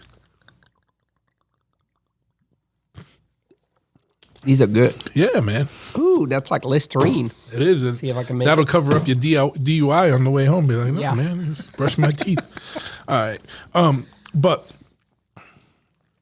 how did it go for you having no art background? So first you learned the skill of tattooing, the techniques of tattooing, the you know, like the ins and outs of the mechanics of it. So, you know, making your needles, you know, when people still made needles, I'm assuming you did, because that was the time frame. Mixing own ink and all of that. Yeah, and you know, how deep to put in and the angles and all that. So you went from that and you kind of mastered that, and then you kind of learned more to draw? Is that kind of what happened? I think so. It's like, luckily enough, I had like enough like people to help me along the way to where I was learn from their mistakes, to being like, okay, the technical aspect is something that you need to have down before you have like, you know, like if you don't have the drawing aspect and you start to tattoo, there is enough like a flash going around back then still, like to where people want it, right?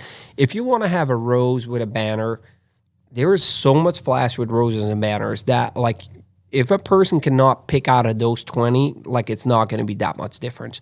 So I think that by like tracing it, and I think the way that I got better at tattooing, not even the technical aspect, but the drawing aspect, is to just like repetitive. So it's like I would have a month where I wouldn't focus on anything else. I wouldn't draw anything else but roses. I would just draw roses. And then the next month I would just draw skulls, like your main subjects into tattooing that like you kind of have to have down. So it's kind of, you had to discipline yourself to sit there and be like, I'm sure really train that muscle kind of like thing. And I'm sure day 25 of that month, you were like, I don't want to draw another fucking rose in my life, but you forced yourself to kind of push through and keep doing that. And not even that, but it couldn't even be the same rose. Like, you know, like I would draw roses on a page, like, and you would directly go back to like the really simplified kind of like stuff like Sailor Jerry, Joe Lieber, any of these like old tattooers that did it where it was just like really simple. If you have that simplicity down, that's like when you can start like branching out. I am still very much of a reference tattooer. I couldn't draw you an elephant like out of memory, but I can definitely find, nowadays it's the internet, right? But like definitely in books and all of that, you find like that position of a picture or like an old art piece or anything like that. And that's like where I can make like a tattoo out of. I think the more you do that, the more you get better at like eventually creating your own kind of like version of that like reference piece. And that's like when you're not just like making the same tattoo that everybody else does, but you start to kind of have like a signature kind of thing, right? To where like somebody can see a tattoo and being like, that must be Johannes because X, Y, and Z. And I think that takes like actually quite a while to kind of like get. Sure. And that's like where the hard work comes in. Yeah. Like that's like where like hours upon hours upon hours of painting and drawing comes in. And how long do you think that took you to from where you first started and where you were doing Flash at first to the point where you got to that point where you were like had your own level of one, comfortability in drawing, yeah, and two, your own kind of style? I think that obviously you progress as a tattooer or as an artist, you progress more and more. I'm sure that's the same in the chopper scene, right? You build one bike, 10 years later you look at it and you're like, oh, I should have done this and this and this different. If we don't get better, we might as well quit, right? So I think that when I started getting more comfortable at like people coming in that wanted to have something not on the wall was probably right around the time when I was in Los Angeles. So that was like 4 years, 3, 4, 5 years in kind of thing. Besides like some of the tattoos that I did, but like a good 3 or 4 years in of like everyday hard working and drawing a ton to where it was like, okay, I can actually tackle this. Sure. Even if it was just as simple as like taking a flash piece as like your reference and changing it up enough. Right? Like that's like, I think like a very important process where you take those old like images, do a really rough sketch on it, and then like don't even look at it anymore and start like creating your own. Just being like, okay, I don't want to make like just a cheap copy of this person. I want to kind of like start creating my own, but I have the bases down. I think that was like about 4 to 5 years in. And then obviously she started progressing and progressing and progressing. In tattooing, I don't know if this is the same in choppers, but like in tattooing, you definitely have your time frames to where like doing roses, this style was like really popular in the 2005s, right? Yeah. And doing roses this way was like really popular there. To a certain extent, you still have that, but I think that now I'm like, okay, where I'm at now, like I'm comfortable enough now to where I can make slight little changes, but my roses probably are not going to change drastically anymore to where you saw like a rose from me 10 years ago. It's completely different than now. I think that the roses you see now in 10 years are not going to change as much as those first 10 years kind of thing. Sure. You learn a lot too from seeing your stuff come back, obviously, in tattooing. Like there were certain things that like I was doing and I saw the tattoo come back 7 years later and I'm like, what the fuck? I got to change this up a little bit because as like lines like expand and all of that. So it's like a funny thing to see when, you know, the younger tattooers, like they like that really big fat outline because it looks cool. But if you see that 10 years later, that big fat outline is a really big fat outline. And on the converse, there's also the people that put no outlines and they want all that photorealistic stuff, and that's going to be a mishmash. You got to kind of that's even a bigger fucking nightmare. That, but I think that as a tattooer, it's like very important, and I think that that's almost like in any kind of like work that you have in any kind of craft. It's like learn from your mistakes. Like that, you make mistakes is like almost a given, right? And in tattooing, I never like call it directly a mistake because it's just that's the way I did it like 5 years ago. I'm doing it different now, and the reason why I'm doing it different is because I saw stuff come back, and that is coming back to like somebody that's been tattooing for 3 years. They don't know that yet. Like I think that like if you have less than 4 or 5 years of tattooing under your belt, you're green. You're a newbie. You don't know yet. every now and then I have to come back on that because with the information available right now, it is absolutely insane. Coming back to the iPad, it's like, holy fuck, it's like you can just like change, like you can lay out a back piece on like one of those iPad things like so easy. If a client comes in being like, I want that eagle or that rose a little smaller, you just go, how about that? It's like, whereas I had to go back to the drawing table and be like, fuck this motherfucker, I gotta change this whole fucking drawing up just because of a goddamn rose, like it's crazy. No, I get it. And I think the reason why I even brought that up is because I watched Dan Tantillo. He's a tattooer here. He's been tattooing for 20-something years. He's been tattooing actively since he was 16. He's been a tattooer since he was 16. He was working in a shop at 16. And he's got years and years under his belt of drawing. So for him, I think it's a interesting tool because he has so much background in drawing and he's done all that shit, like all the work like you've done years and years. Like, okay, you want to change that? You got to redraw the whole fucking thing. And, and now you got 2 hours into drawing something before you even started the tattoo. In an experienced hand of someone like you or someone like him, that looked like a cool tool because he can just change things on the fly. And when he draws something on the iPad, it actually looks like a drawing. It doesn't, because he's got that so much muscle memory in that.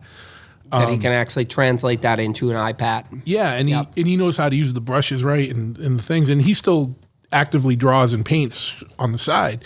But like, in the daily use now, when people come in and they want to change it, he does more of the stuff. Or sometimes he'll draw it by hand first, then trace, then scan that or trace it and do other I've seen people do that, actually. Like draw it on paper, take a picture of it, and then clean it up. Yeah. I go the other way around.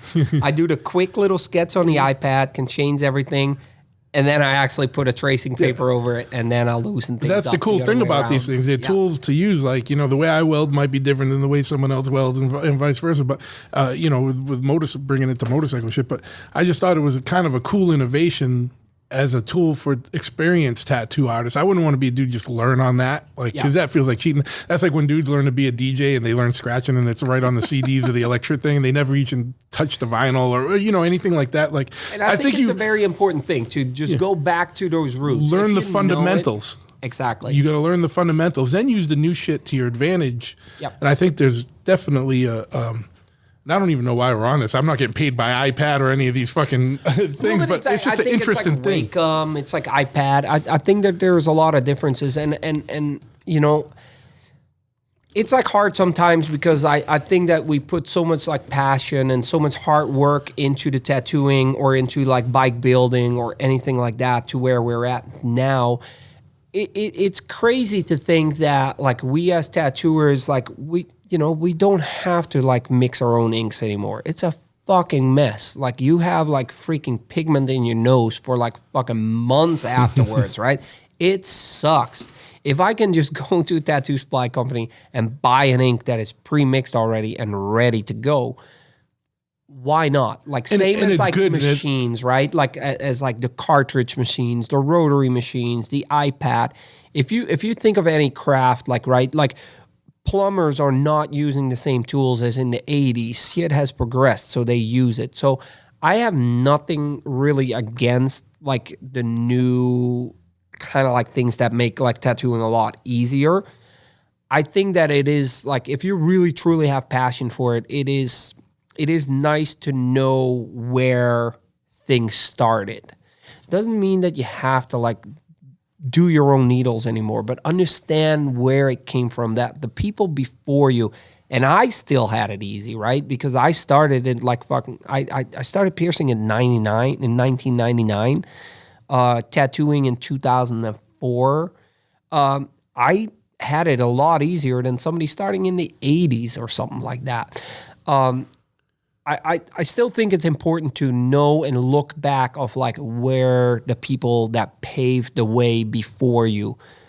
You don't have to know everything. You don't have to know the complete history, but understand where it comes from and respect where it comes from, because that allows you, for the people that paved your way, that allows you actually to use a cartridge system or buy like, ink, just like You need new ink, you just go on a website, you type in a supply company, and you just have ink like 2 days, 3 days later on your doorstep, But if you don't know where that process comes from, I think that like you do not really respect or can truly like appreciate the craft that you're into. Sure. And it just seems to me like, and I'm not a tattooer, I do the laser removal, but I'm a partner in a tattoo shop with my boy. You've been Ryan. around long enough. Yeah, I've been around forever, and you know, just one of the things I think of in the tattoo world is if you know how to make a needle, you're going to know what a good needle is, or you're going to know the type of needle that you want to use better because you understand what goes into it to making it. Or the ink, like even if you're not making your own ink, if you knew what went into it, you're going to know better what a good ink is when you try it, and you're going to know better probably how to mix colors or do things. Yep. You know what I mean? Because you know the fundamentals of it and the you know the basic building blocks of it, and you're going to use that into your trade or apply it into your 100%. I think that if you're really passionate about what you're doing, it is nice to learn like the history and what went on before it. I don't retain information very well. So if you ask me exact timelines or exact names and all of that, I've heard of them, but I don't really like soak up that information, right? It's like my internal storage is full. There is only so much that I can still like retain. You got to get rid of some old stuff to put some new stuff in? But yeah, I got about 256 gigabyte of like storage in my brain, and it's about 254 that it's like full, you know? So, but I think that like, I'm not directly shitting on anybody new coming into the scene, into either tattooing or like being at hardcore, but like know what came before you. And I think you can appreciate, you don't have to go back to the old ways, but I think you can actually appreciate what you're doing like a lot more, right? If you know how hard it was and the struggles that tattooers or chopper builders or hardcore people came through, that we couldn't just go on Shop or Spotify and find like all these new bands. If you know what went into it, that we actually went through Tank List. I remember like the thank lists of like Spirit 84, that Scene Stars that I played in. There were certain bands that like we were friends with that we listed in the thanks list because we wanted them to get recognized and their name out. Sure. Right? It's like, because like you said before, like we touched base, it's like I would like get like a Sick of It All record or a Biohazard record and go through the tank list and being like, oh my God, they thank this band. Let me go check them out. I couldn't go on the internet. Like that was not even like when that really annoying like fucking dial-up connection was around. I would have to ask the record store owner being like, hey, here's a thank list. Here are some bands.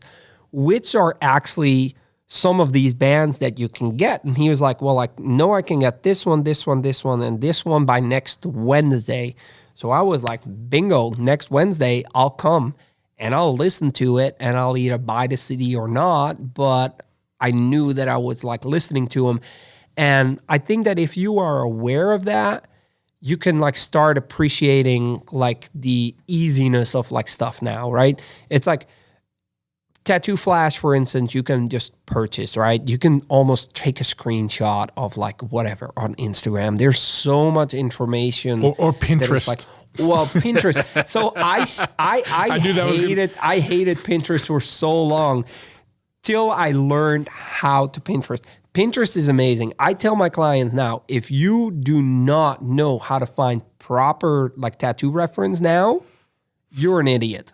Because there is so much. But yeah, if you type in like Dreamcatcher tattoo, there's clients coming into the shop that want to have a tattoo, and I'm like, you know, walk-in wise, because I still do walk-ins.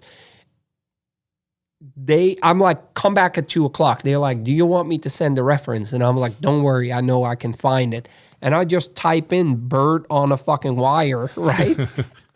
And it's within the two first pages of like, Sure. of like Instagram or like Google or Pinterest kind of search, right?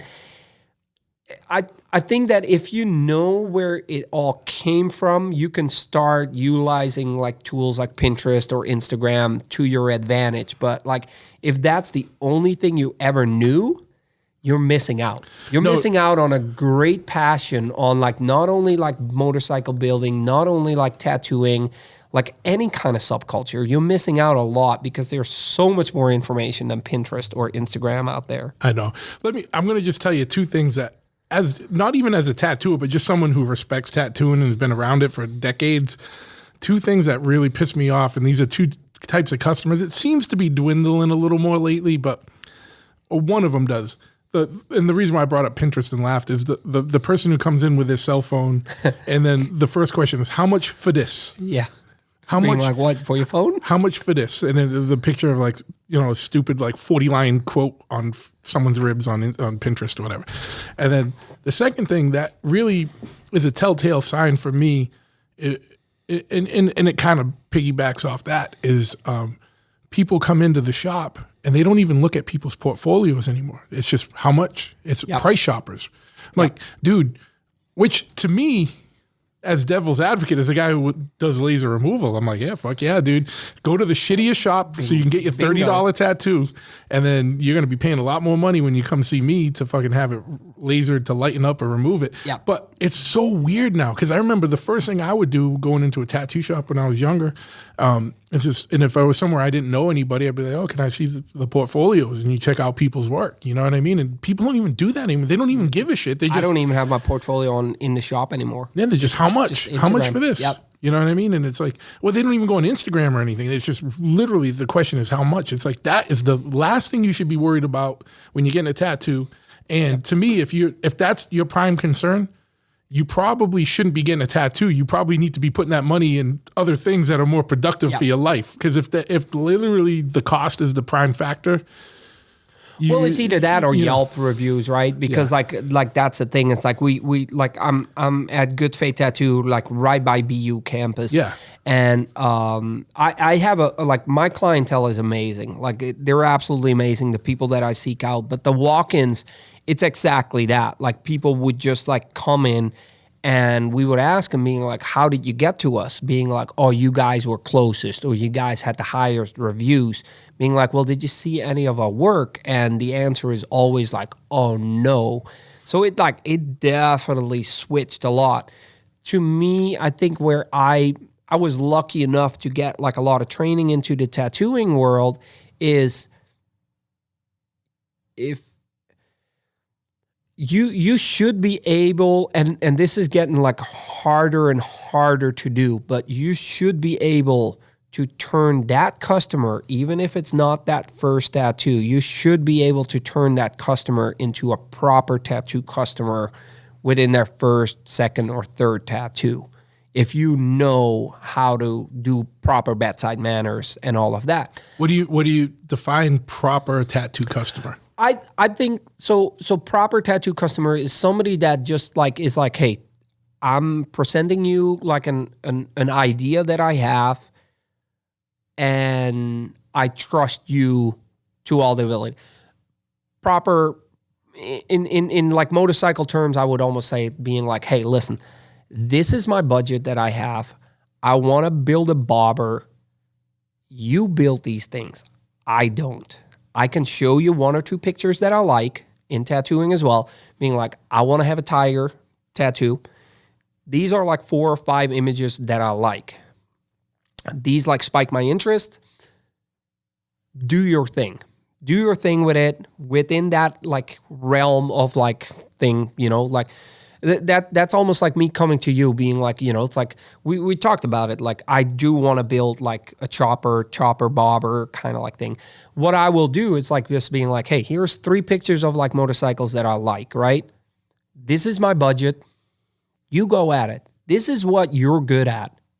I'm not good at it. I can tell you what I like. I can tell you what I don't like. I do not know how to fucking build it. Like you do your thing because you're somewhere proud of that, right? So in the tattooing world, being like what I try to tell my customers is like, I try never to say no, which is getting harder and harder, especially with your walking clientele, right? But like sometimes you have to give people their first tattoo, which is like a Bible tribal on their fucking like ribs, you warn them about the dangers of like that, of how tattooing like, goes over like the years, and you tell them like, this is like giving like away like a lot of like the things that I think like make you like a strong like walk-in tattooer. I would love to tattoo you,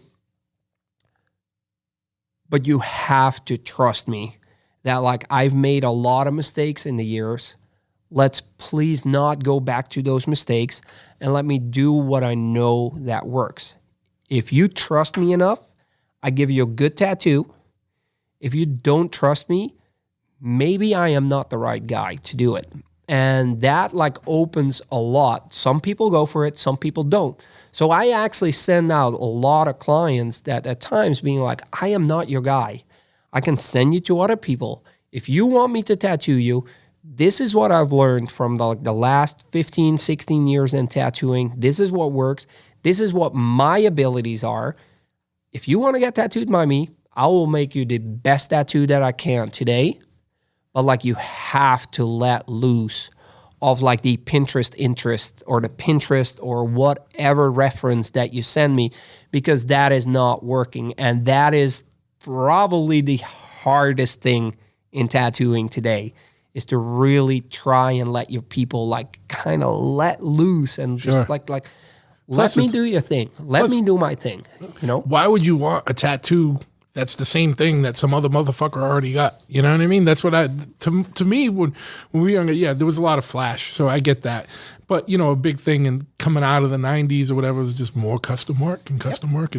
But the thing is, don't you think nowadays that like flash is almost way more customized and way more interesting than what you find on Google? Sure. Because absolutely. if you have the first base on Google, the fifth image, anybody in the world can Pinterest the same thing. Yeah. Bird on a wire is not that hard to type in, and you only get X amount of images. If you pick flash off the walls today, and that's like when like, not to do like some self-promotion, but like the whole Tattoo Flash collective that I run, we wanted to be a new updated reference source and properly designed like images of like stuff that like people would be interested in. Sure. And I always tell clients being like, oh, I don't want to have flash because it's on somebody's, or it might be on somebody else. I'm like, well, you're picking like the fifth image off of Google that anybody can like find at this point. It's like what you want. I respect your opinion. I respect that that's what you want, but this is far, far from like interesting and original. Like some of the flash that we have on the walls is only at the shop. It's only painted for that purpose. And it maybe is only on the walls of like 3 or 4 tattoo shops. Because, granted that I paint a lot of flash and I send it all over the world. Like, people purchase it. There's always flash that I always like paint that is only for our shop or for some of the friend shop. That is way more original than anything that you find on the internet. So I think that like flash is going to start having like a little bit of a comeback because of that, because it's more interesting and it's tattooable instead of what you find on Pinterest. And I also think there's a camaraderie, because I find that a lot of artists like to collaborate on flash or like trade flash, and it's a currency. Like, oh, I'll draw you some flash, I'll send you a sheet, you send me a sheet, and it's cool because it also shows like a kinship or something in the tattoo world. And I'm glad you started bringing this up, because that was the next thing I was going to bring up is, talk to me a little bit about your flash company and what you're doing with that. And is it just your flash, or do you distribute flash from other artists? It's from other artists. So it started off as, I think that I always had a love for flash, because when I started tattooing, I knew where my limitations were as like an artist. So I drew a lot of inspiration from flash, because now I could all of a sudden find certain flash pieces. And I always had a huge interest into finding the original reference that like that flash piece came from, right? Like if you look at like Sailor Jerry's flash, a lot of that stuff came from like old advertisings, old postcards, and all of that stuff. And I always thought it was like the most interesting thing to find, being like, okay, now I have this, like, I'm just like mentioning Sailor Jerry because he's like probably one of the biggest like names, right, in the traditional tattooing. Where did he get that stuff from? Did he think of this? Did he fucking smoke a blunt, or did he drink a whole like bunch of Magullies and like came up with these images? Actually, no. He found like proper reference and made it a tattooable image. And I always had a huge interest in that. Is once I found like old circus posters where like most of the tigers like came from. Now I had, instead of like that flash piece of like an interpretation of that artist, now I had the original kind of like image, and now I could make my interpretation of that. So whenever I wanted to start like the Tattoo Flash Collective, was that like there was so much flash around, like from like artists all over the world, that was so good and had so much like potential to stop a little bit of like the Pinterest kind of thing, showing the picture, being like, how much? I wanted to start something to where you could purchase like Tattoo Flash at a single sheet instead of like a set. Because many times it's like, as you know, it's like maybe you've seen the guys, or you purchase yourself, you buy a book, it has 200 pages of Flash in there, 150 of those pages you just never use, and you only have like 50. So I was like, I'd rather buy the 50 sheets at the same price than have 150 sheets what I don't even know what to do with. I am a big advocate of like teaching customers the importance of Flash. And the best way of doing that is to basically start a company and offer like some of the best Flash collection that today has to offer. Little did I know that it would get like way bigger than I thought it did. And now I basically have a second job on the side because it takes so much, as like many of our projects do. We're selling all over the world. I think we have over 1,500 pieces of Flash right now, plus books, plus prints from like tattooers all over the world, that we can just like send to tattooers. And not only to tattooers, a lot of our customers are tattoo enthusiasts that find that certain image that they like. They purchase that piece of Flash and actually bring it into a tattoo shop and being like, I purchased this Flash. This is the tiger that I want to get. And if I can contribute, so there's a lot of time involved, very little money as far as like profit, but this is like for me giving back into the tattooing that gave me so much, right? I think that that's like one thing that's like very important that we touch base on many times just in our day-to-day conversations is like, I don't know if the proper term is like leeches or if that's like a very bad term, but it's like, I don't want to only take from tattooing. I want to give something back. And if that means that there is not much profit to gain, that is fine.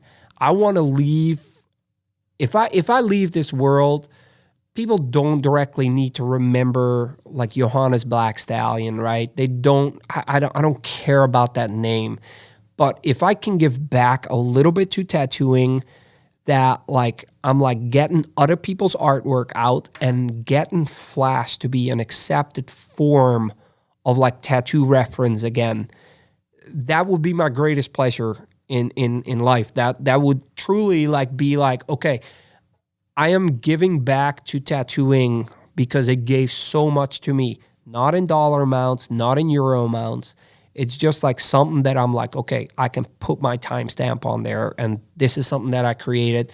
This is something that I give back to the tattoo world. Same as like, it's like you guys are doing with Chopperhead, right? Like it's like you give so much back. It's like I always tell my friends in like the Netherlands or anywhere, it's like Chopperhead, the reason why, and this might be like a whole like commercial kind of thing, but it's like the reason why I come back to Chopperhead, it's not just because we get along and we have a lot in common.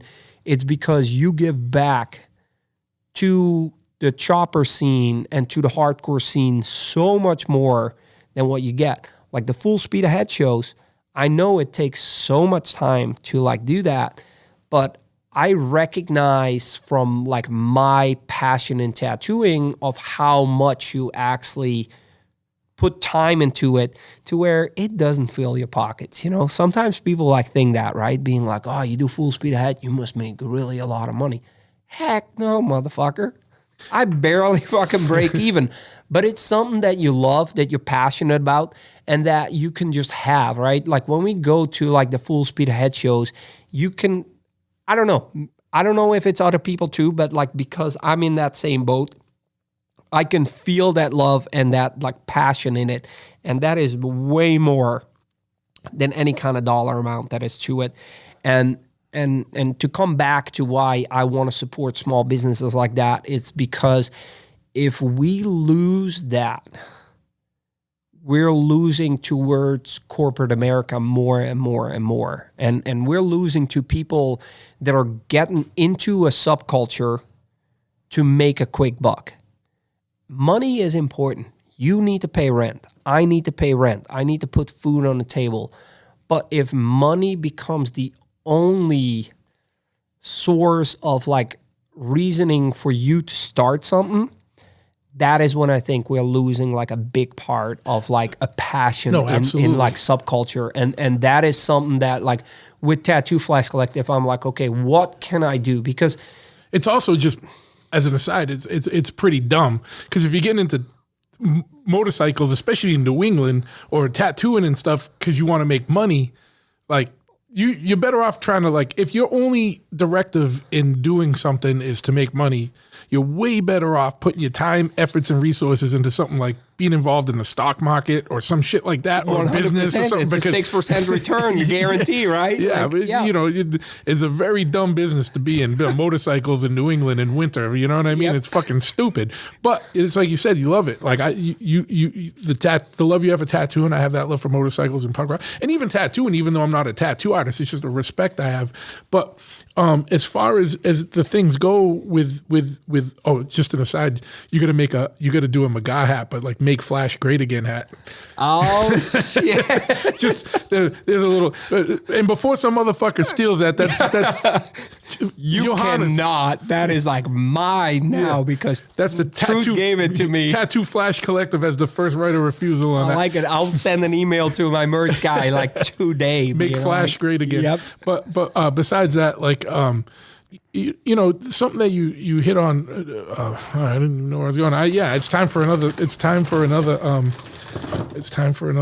some Fireball. Fireball. Time for another nip. Damn, cinnamon whiskey. Cinnamon Whiskey. All right. Cinnamon. Cheers, my friend. Always smooth. I think. How would someone get involved if someone wanted to get involved with the some Flash and Tattoo Flash Collective? So first, it was like a lot easier, obviously, because I still think till today I know about 90% of the artists like involved. Or if I don't know or haven't met them in person, I always make sure that I introduce myself, that we get to know each other, because I think that that's like a very, very important part of like a business like Tattoo Flash Collective. I always made it a thing that I don't care how many followers you have. I don't care if you've been tattooing 10 years or 2 years or 2 months. If you make proper Flash and you have a passion for it, and I can kind of fit.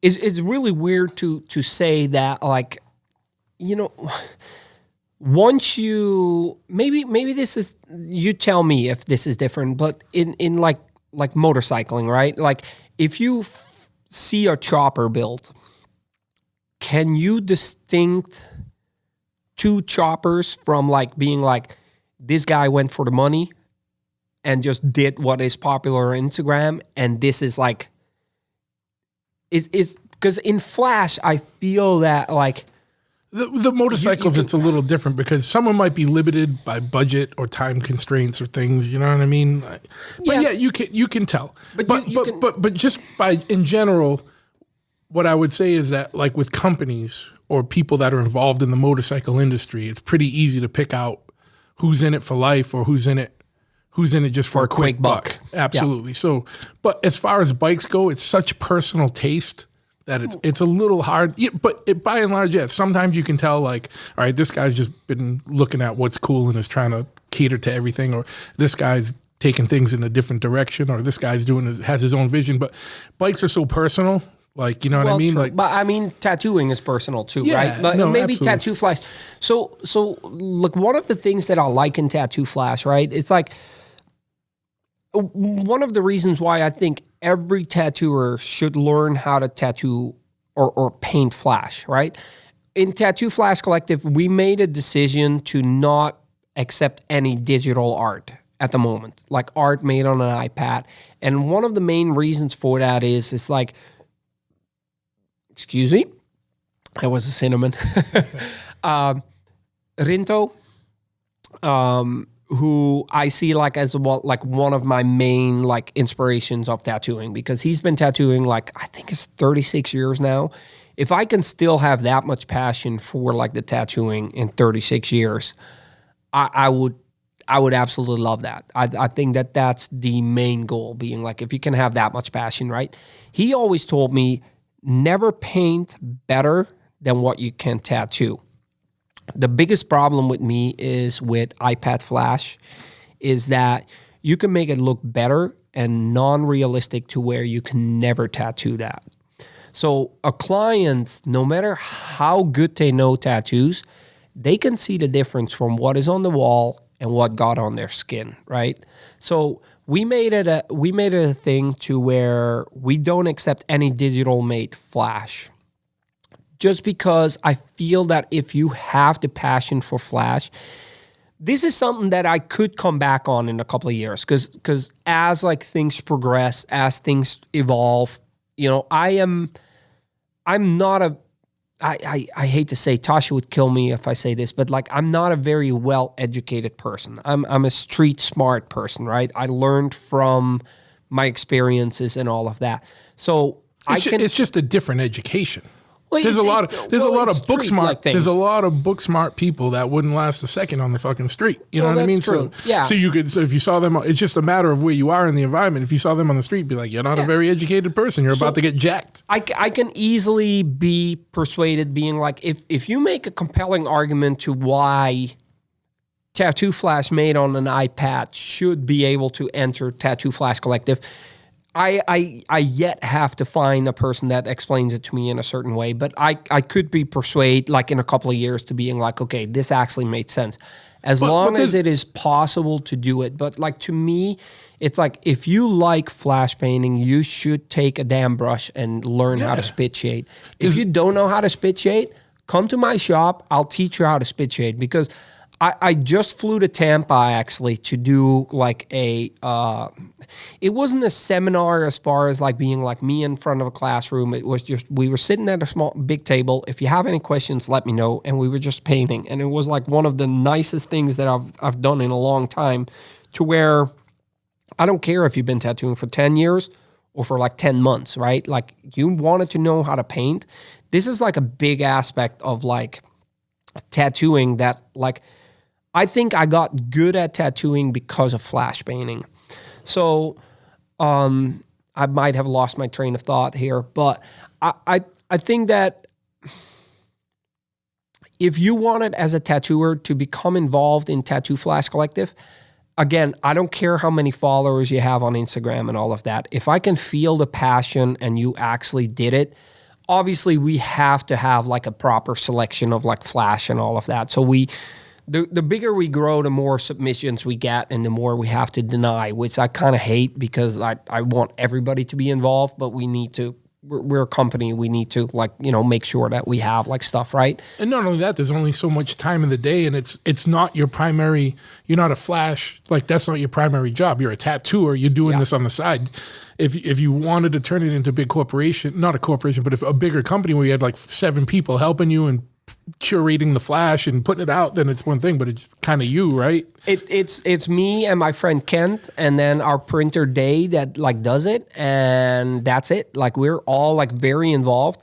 It's a very small company that kind of like grew up a little too big, and now we're all like, fuck, like we have way too much like work on our hands. But it's a labor of love. It's a labor of love, and I think that like what like mainly comes back to me. I have no problems with.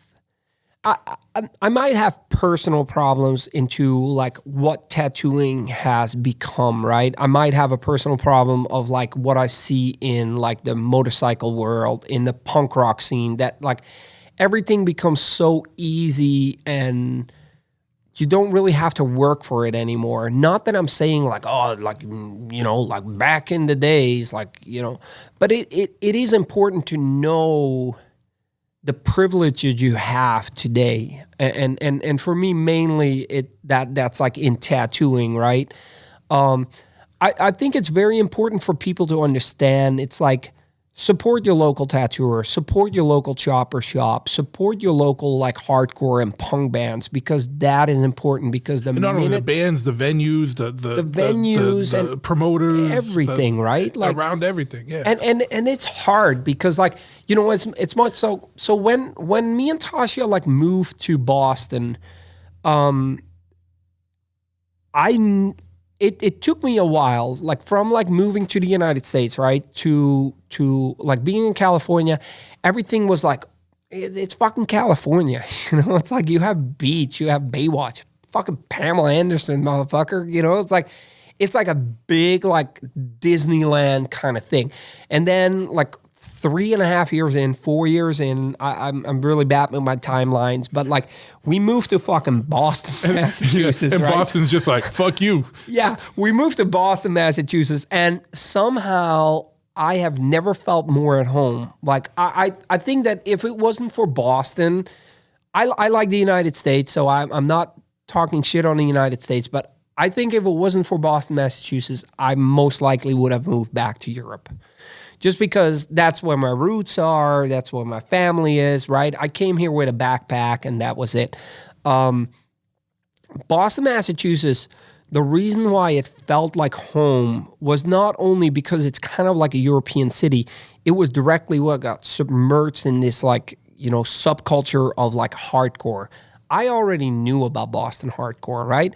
I knew about Slapshot. I knew about Negative FX. I knew about Jerry Kids. I knew about Blood for Blood. I knew about all these bands.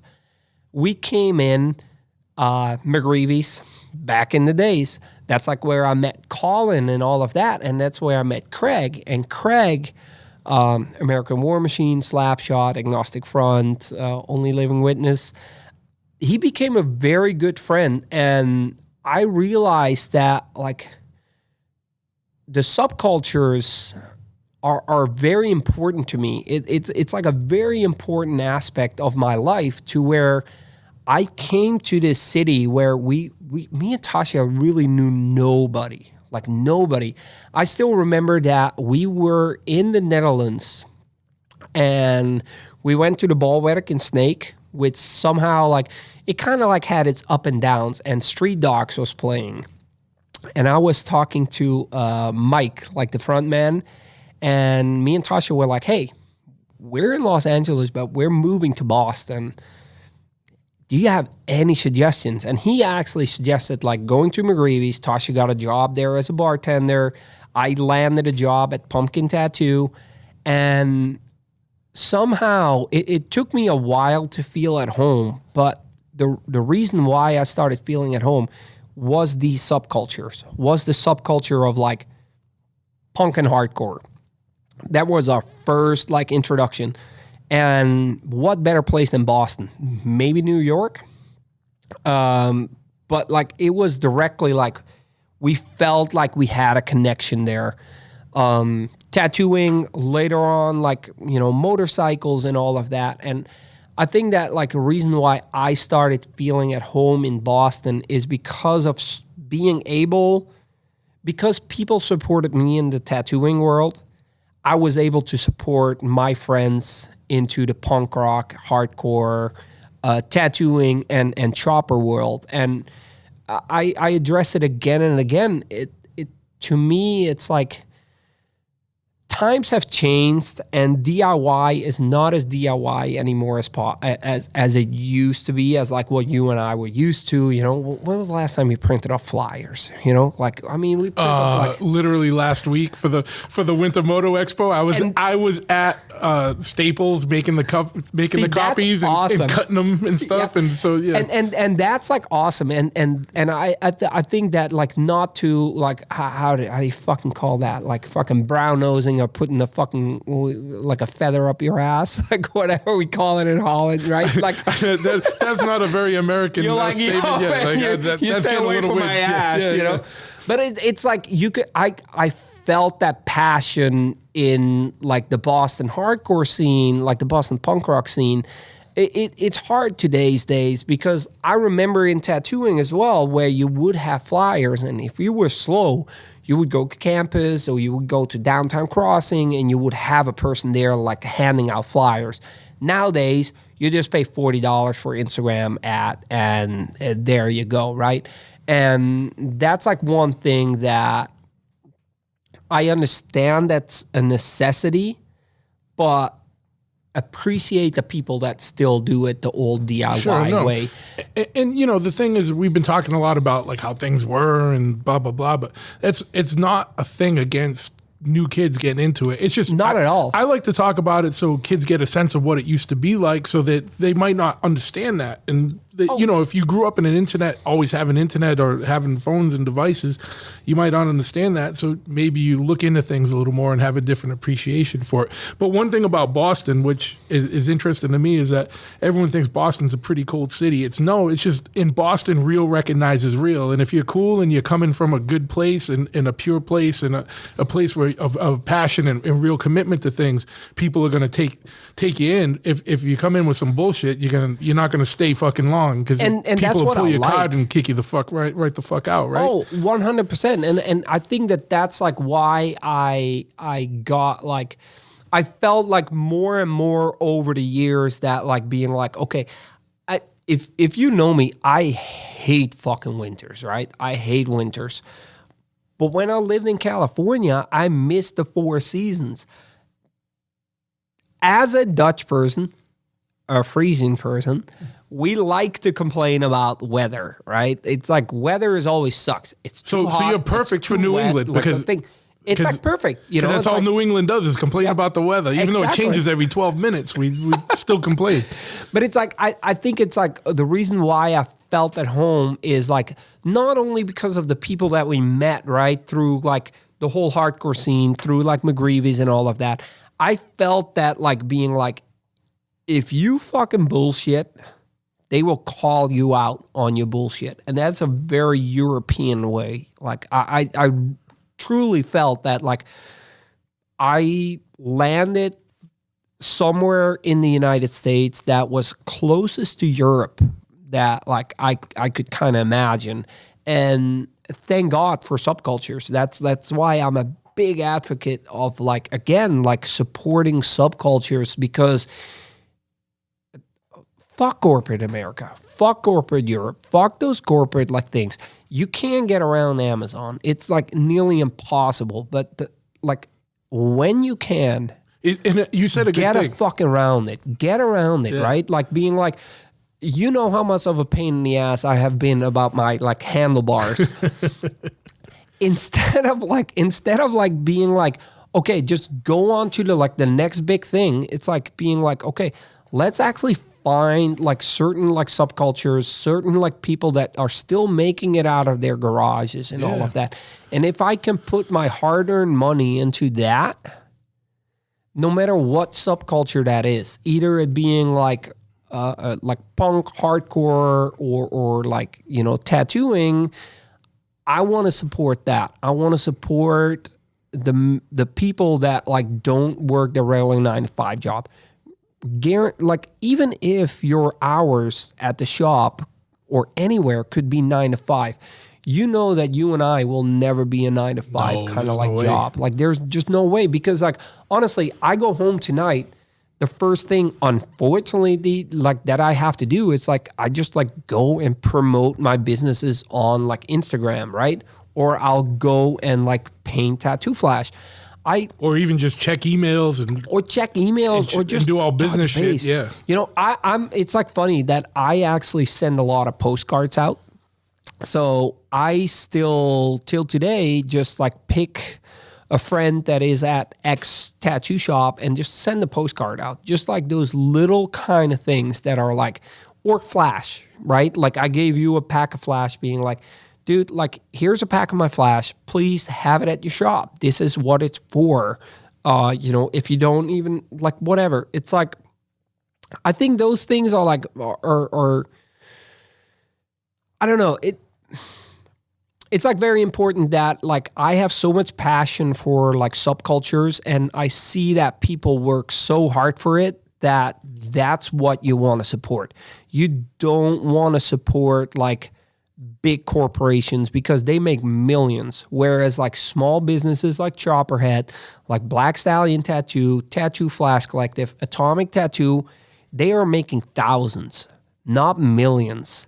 They are actually the ones that are putting food on the table and are able to put their children through college and all of that kind of stuff. And it's like, that's what you should support. And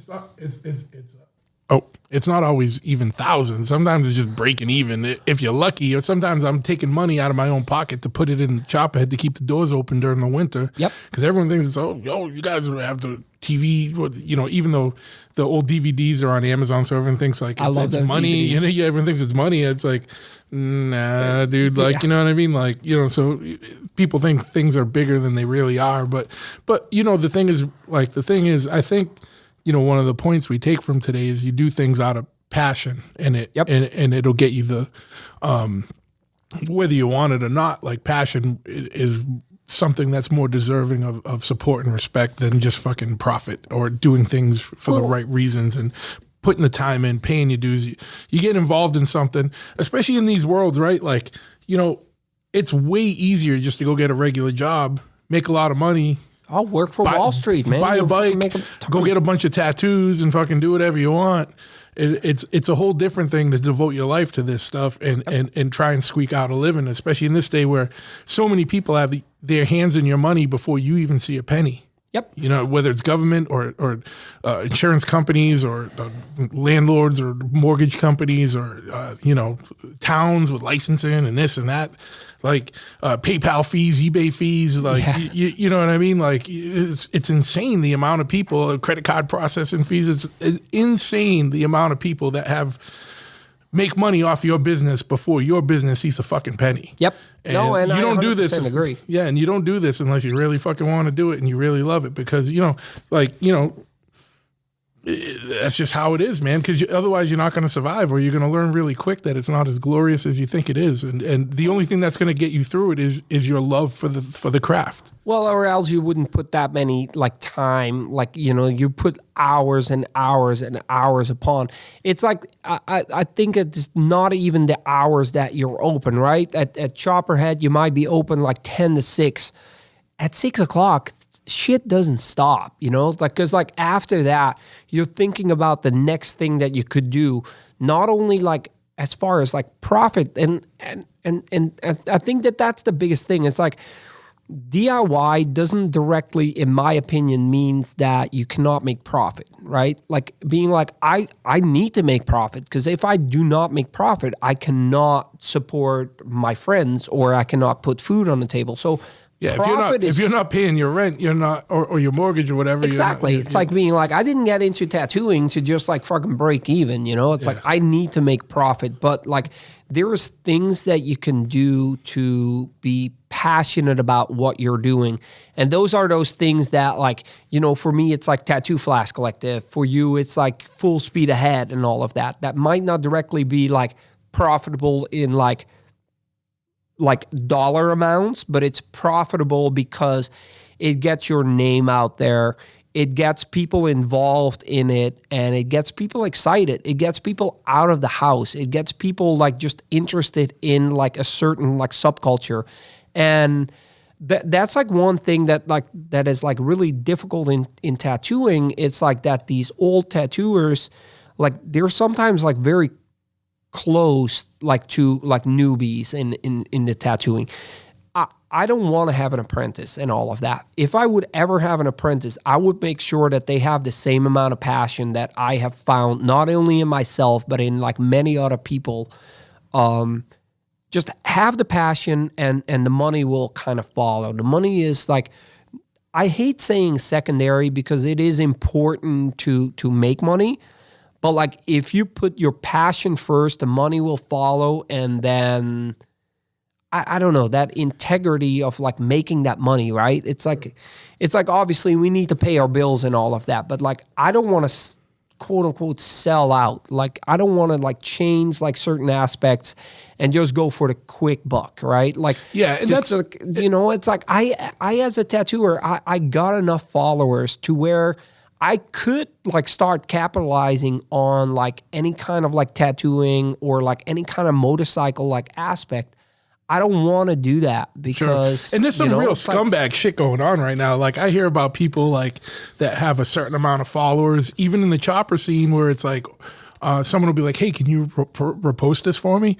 Well, yeah, but I have this many followers, so it's probably worth this much money and this and that. No, fuck you, motherfucker. Like I would never pay nobody to post some shit of mine. Like, and I would never even think about. Like I get hit up all the time. Hey, can you post this event for us? Fuck yeah, dude. Like all it's doing is helping the scene that I'm involved with and the scene I love. Like I don't care if I don't make anything out of it. That's what we do with Tattoo Flash Collective. It's just helping. You know what I mean? And it's fucking crazy, man. Like the world is a fucking weird place right now, and but it's also there's so much shit that's cool and new and exciting, and there's so much shit that's just fucking weird right now. Like Yeah, and I think it's just like being like like you just gotta find like where do you want to stand and where do you want to make your mark in the chopper scene, in the hardcore scene, in like the tattooing scene, whatever or scene, whatever man. subculture it is, right? The yoga scene or like the fucking namaste, motherfucker. Yeah, whatever. It's like whatever being scene, right? A It's finished carpenter, man. Do the shit you do, man, and fucking just do right, And like for us, obviously, like the hardcore and the punk and the choppers and the tattooing, it all kind of combines together, right? I think that those three things,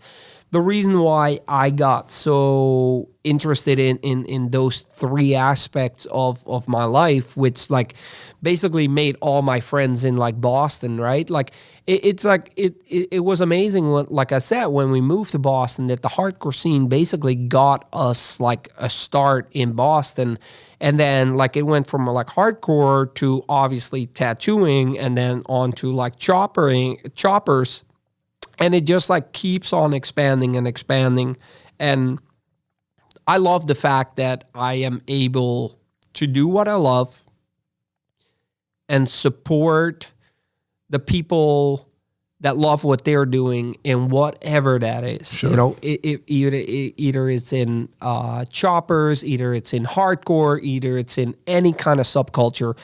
I think that subcultures are amazing, and subculture is what keeps America alive. Can you do me a favor? Can you say punk, hardcore, choppers, tattoo, and subculture one more time?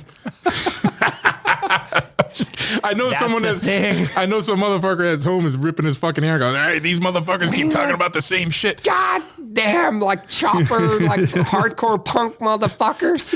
I want one more thing. Something that you touched on real lightly, and that I want to go back to real quick, is that you mentioned the term sellout, and that's always been like a funny thing to me because like I'm not in a place where I'm like have like extra means and living fucking large by any means. I'm alive and I'm doing well and I don't answer to anyone except myself. You know what I mean? But at the same time, like you see people that, and to me, it's a very juvenile attitude to shit on someone, especially more in punk rock or hardcore than the motorcycle or tattoo world. Someone that becomes a success financially. Yep. And, there's people that become a success, like respect-wise, and there's people that become a success financially, and some people become a success both ways. Some people never become a success anyway, but whatever. But like if someone becomes a success doing what they love financially, and they didn't change anything they do, like they got shunned. And it just happened to hit and they make a lot of money. Like that ain't a sellout to me. A sellout is someone that does things a certain way and then says, no, I'm going to change what I do just to make money. I 100% agree on that. And so it always, because, me and you both have friends that are in bands that just took off at some point and have, a big following and made big money and had some aspect of like commercial success that they didn't seek. It just happened. Yep. And it was almost thrust upon them. You know what I mean? And whether it's motorcycles, tattoos, now with these TV shows or motorcycles. And that was always something that always got me a little mad. It's like, is it juvenile? Is it jealousy? Or is it just not really understanding? If someone didn't do anything different and just what they did caught on and they got some money out of it, fuck yeah, man, good for you, dude. Like, live the dream and ride the wave while you can, because sometimes that commercial wave crashes. So be smart about it. Too. It's like sell out in terms of like, oh, you made money. When was the last time you met a fucking millionaire? Like, we're talking about making money. We're talking about like a couple of $1,000 a month or something like that, right? Like at the best. Yeah. It is not that we're making fucking millions, right? It's like being like, I wouldn't even sell out like with like, it's a hard term. Like, I agree. Like sell out being like, okay, when do you think like I'm a sellout? I truly believe that if you have like the same amount of passion that you had when you made $10 as if you make $1 million, you're not a fucking sellout. You just got lucky that you made $1 million. But agree, if you change everything that you do and like really change it to like being like, I'm going to start this project to make millions of dollars, that's when I think it's being like, that's like when the term sellout comes to me into terms being like, okay, if money, you're going against, you need money, right? Yeah, like, but it's only, to me, only if you're going against what you normally do just to make money. Exactly. If you do what you normally do and you make money at it, and fuck yeah, dude, Good you're lucky for you. you caught on. Yeah. Yep. But and it's just a weird thing. Like we don't need to spend a ton of time on that. It's just an interesting thing that comes up every now and then. I think what I mean? That's again in like any kind of subcultures. It's like just the term sellout is like big because I think that people are just so passionate about what they're doing. Is that like, or is it passionate or sometimes like overly protective? Like it's like, you're calling someone a sellout, but what the fuck did you do, motherfucker? What have you contributed? Like what did you give back? List the things that you've contributed or given back, and then call that motherfucker a sellout. You know what I mean? And that's why I think it's like very important, right? It's like being like, if you became a millionaire because of like whatever kind of like you did, right? If this podcast takes off and you make millions of dollars, being like, I think that you will still be that person that like will put on like full speed ahead, even if it like makes barely anything. No, like I still will do certain things for the passion and giving back to that subculture. If you are able to make money off of that, but you still give back to like your subculture or like whatever kind of like you're passionate about, more power to you, man. Absolutely. Like, I'd rather have that money go to you than fucking Jeff Bezos, Like, fuck that, yeah. dude. Do you understand what kind of fucking circus full speed ahead would be if Mia Packer had any kind of fucking extra money? Like, it would be a full-on fucking circus. We have more of these, like, fucking grab bags dude. everywhere. Yeah, dude, it would be fucking completely fucking bonkers, man. It'd be the funnest shit you ever did. Because we got ideas, like, we're always like, oh, how much is that? Fucking, man, maybe down the road when we get some extra cash. Like, we don't, like, that money that generates from that show, we keep it in a fund so we can do the show next year and try and expand it and make it a little bit bigger. It's not like, oh shit, yeah, I can fucking pay my rent for the year. It's not that. It's and you support literally other subcultures in that. Stay in there and just kind of keep it going and keep it growing. You know what I mean? Like that's all it's about. Yeah. Like, I don't think I have no problems whatsoever in making money. We need to make money or else like we cannot pay our rent. But there is like a huge difference to me into where like you only go for the money or you actually like start giving back to like any kind of like thing that you're like passionate about. And that's like where like all these things combine like so close together to where I see so many similarities into any of these things that we're doing. And to me, it's a beautiful thing. I love it. I overwork myself at time. It's hard, but I love it. Like, honestly, if I have a day off and I'm not riding my motorcycle or I'm not doing anything in tattooing, You probably don't even know what to do with yourself. I don't know. I will get bored. I will bore the shit out of fucking like Tasha. And she will be like, what the fuck? Please get out, do something. Because I don't know. I love supporting those things that I'm truly passionate about. And grab bag. This is like a toilet call too. Oh man, like another thing. Well, after this one, I'm gonna actually pronounce it properly. McGilligutties. McGilligutties. It's a nip, people. All right, this is AKA airplane bottle. This is to doing shit for the right reasons and giving back.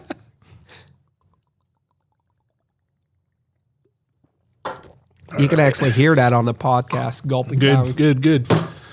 All right, man. Well, hey, dude, we're at like 2 hours and 20 minutes, man. God damn. I don't know who wants to listen to my voice for like that long, but everyone's going to start talking with weird Dutch accents, man. Yeah. Wooden shoes and like subcultures. Yeah, fuck yeah, man. Everyone's going to say punk rock, hardcore, heavy metal, choppers, tattoos, and subcultures. Yep, exactly. That's the take home for today, everybody. Yep. So why don't you give out, or is there anything that we haven't hit on that you think's important? I think we nearly hit everything. Yep. And then I'll give you some of my fucking background, how I got into this country. And I think that's... well, it was more important. I didn't care about how you got here. It was more about how you got into tattooing. How the fuck do you get out, motherfucker? Now, the thing that I will get rid say, of you here. The only other thing that... The biggest thing that you missed out was being in Tucson without a motorcycle, because you haven't... Riding out there is fucking beautiful. Even though in the summer it's like fucking Satan's hairdryer blowing right on your face, riding in the winter or the fall or whatever, like some beautiful fucking riding out there, man. Well, that's like Tasha's grandfather lives in Lake Havasu and all of that, and like every time we go there, I'm like, God, this is like would be so beautiful.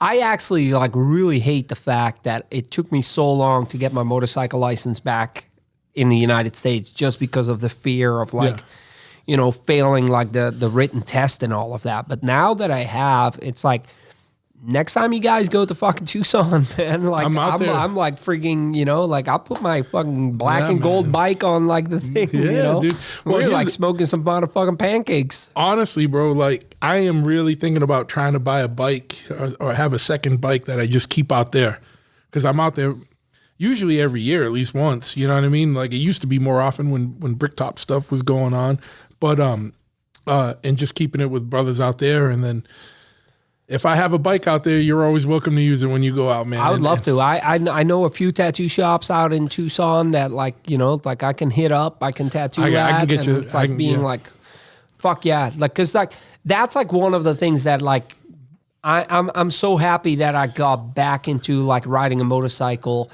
And not only riding a motorcycle, but like actually be accepted into like the Chopperhead family, to where I'm like, fuck, dude, that's all I want to do. It's like truly, my mind is raising a million miles per hour all the time into like coming up with the new thing for Tattoo Flash Collective, coming up with new ways to like set myself apart from like tattooing. Like whenever I ride motorcycle, that is the only time I can truly say that like, it sounds so fucking corny, but that's the only time that I can be like, let go of all my fucking other things.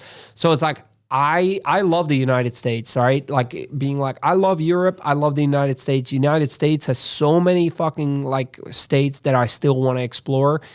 I want to go to Tucson. I want to like ride. I want to ride like California.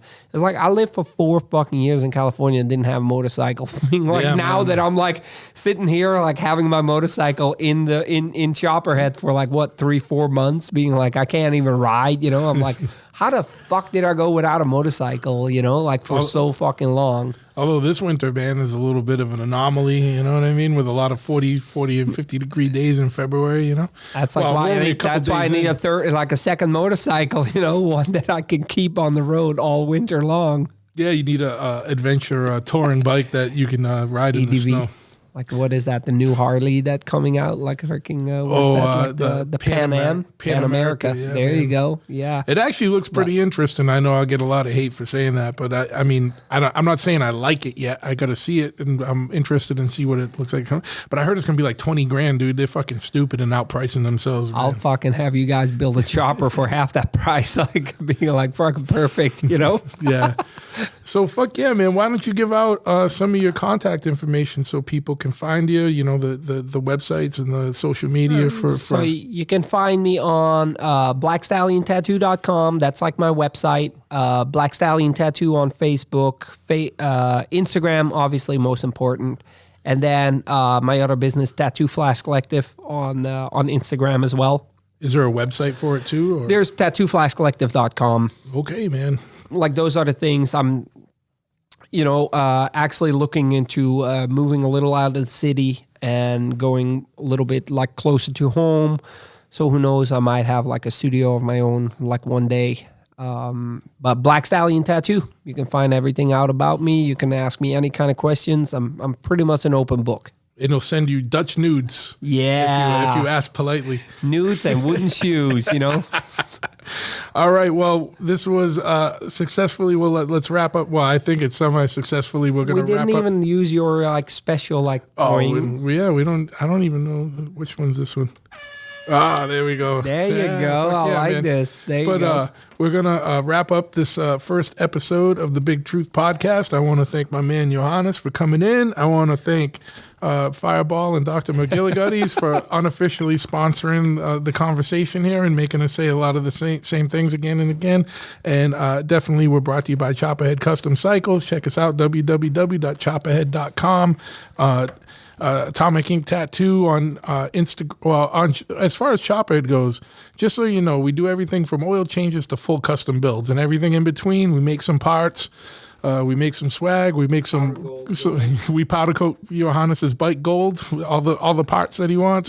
We don't powder coat. We use Good Hughes powder coating in New Hampshire, a good friend of ours. But we facilitate the process, and we take the bike apart and put it back together with the new gold parts because he's Dutch and he loves gold. And we do a lot of stuff. So check us out, chopperhead.com, Instagram at Chopperhead, and Facebook. I think it's Chopperhead Customs with a K. Atomic Ink Tattoo, where we're sitting right now. New skin laser tattoo removal. Yeah, man. And we want to thank you for listening. And we got more stuff coming up soon. So keep it locked and hit the button that says subscribe. That'll help me a lot. And download this shit and spread the word. We appreciate it.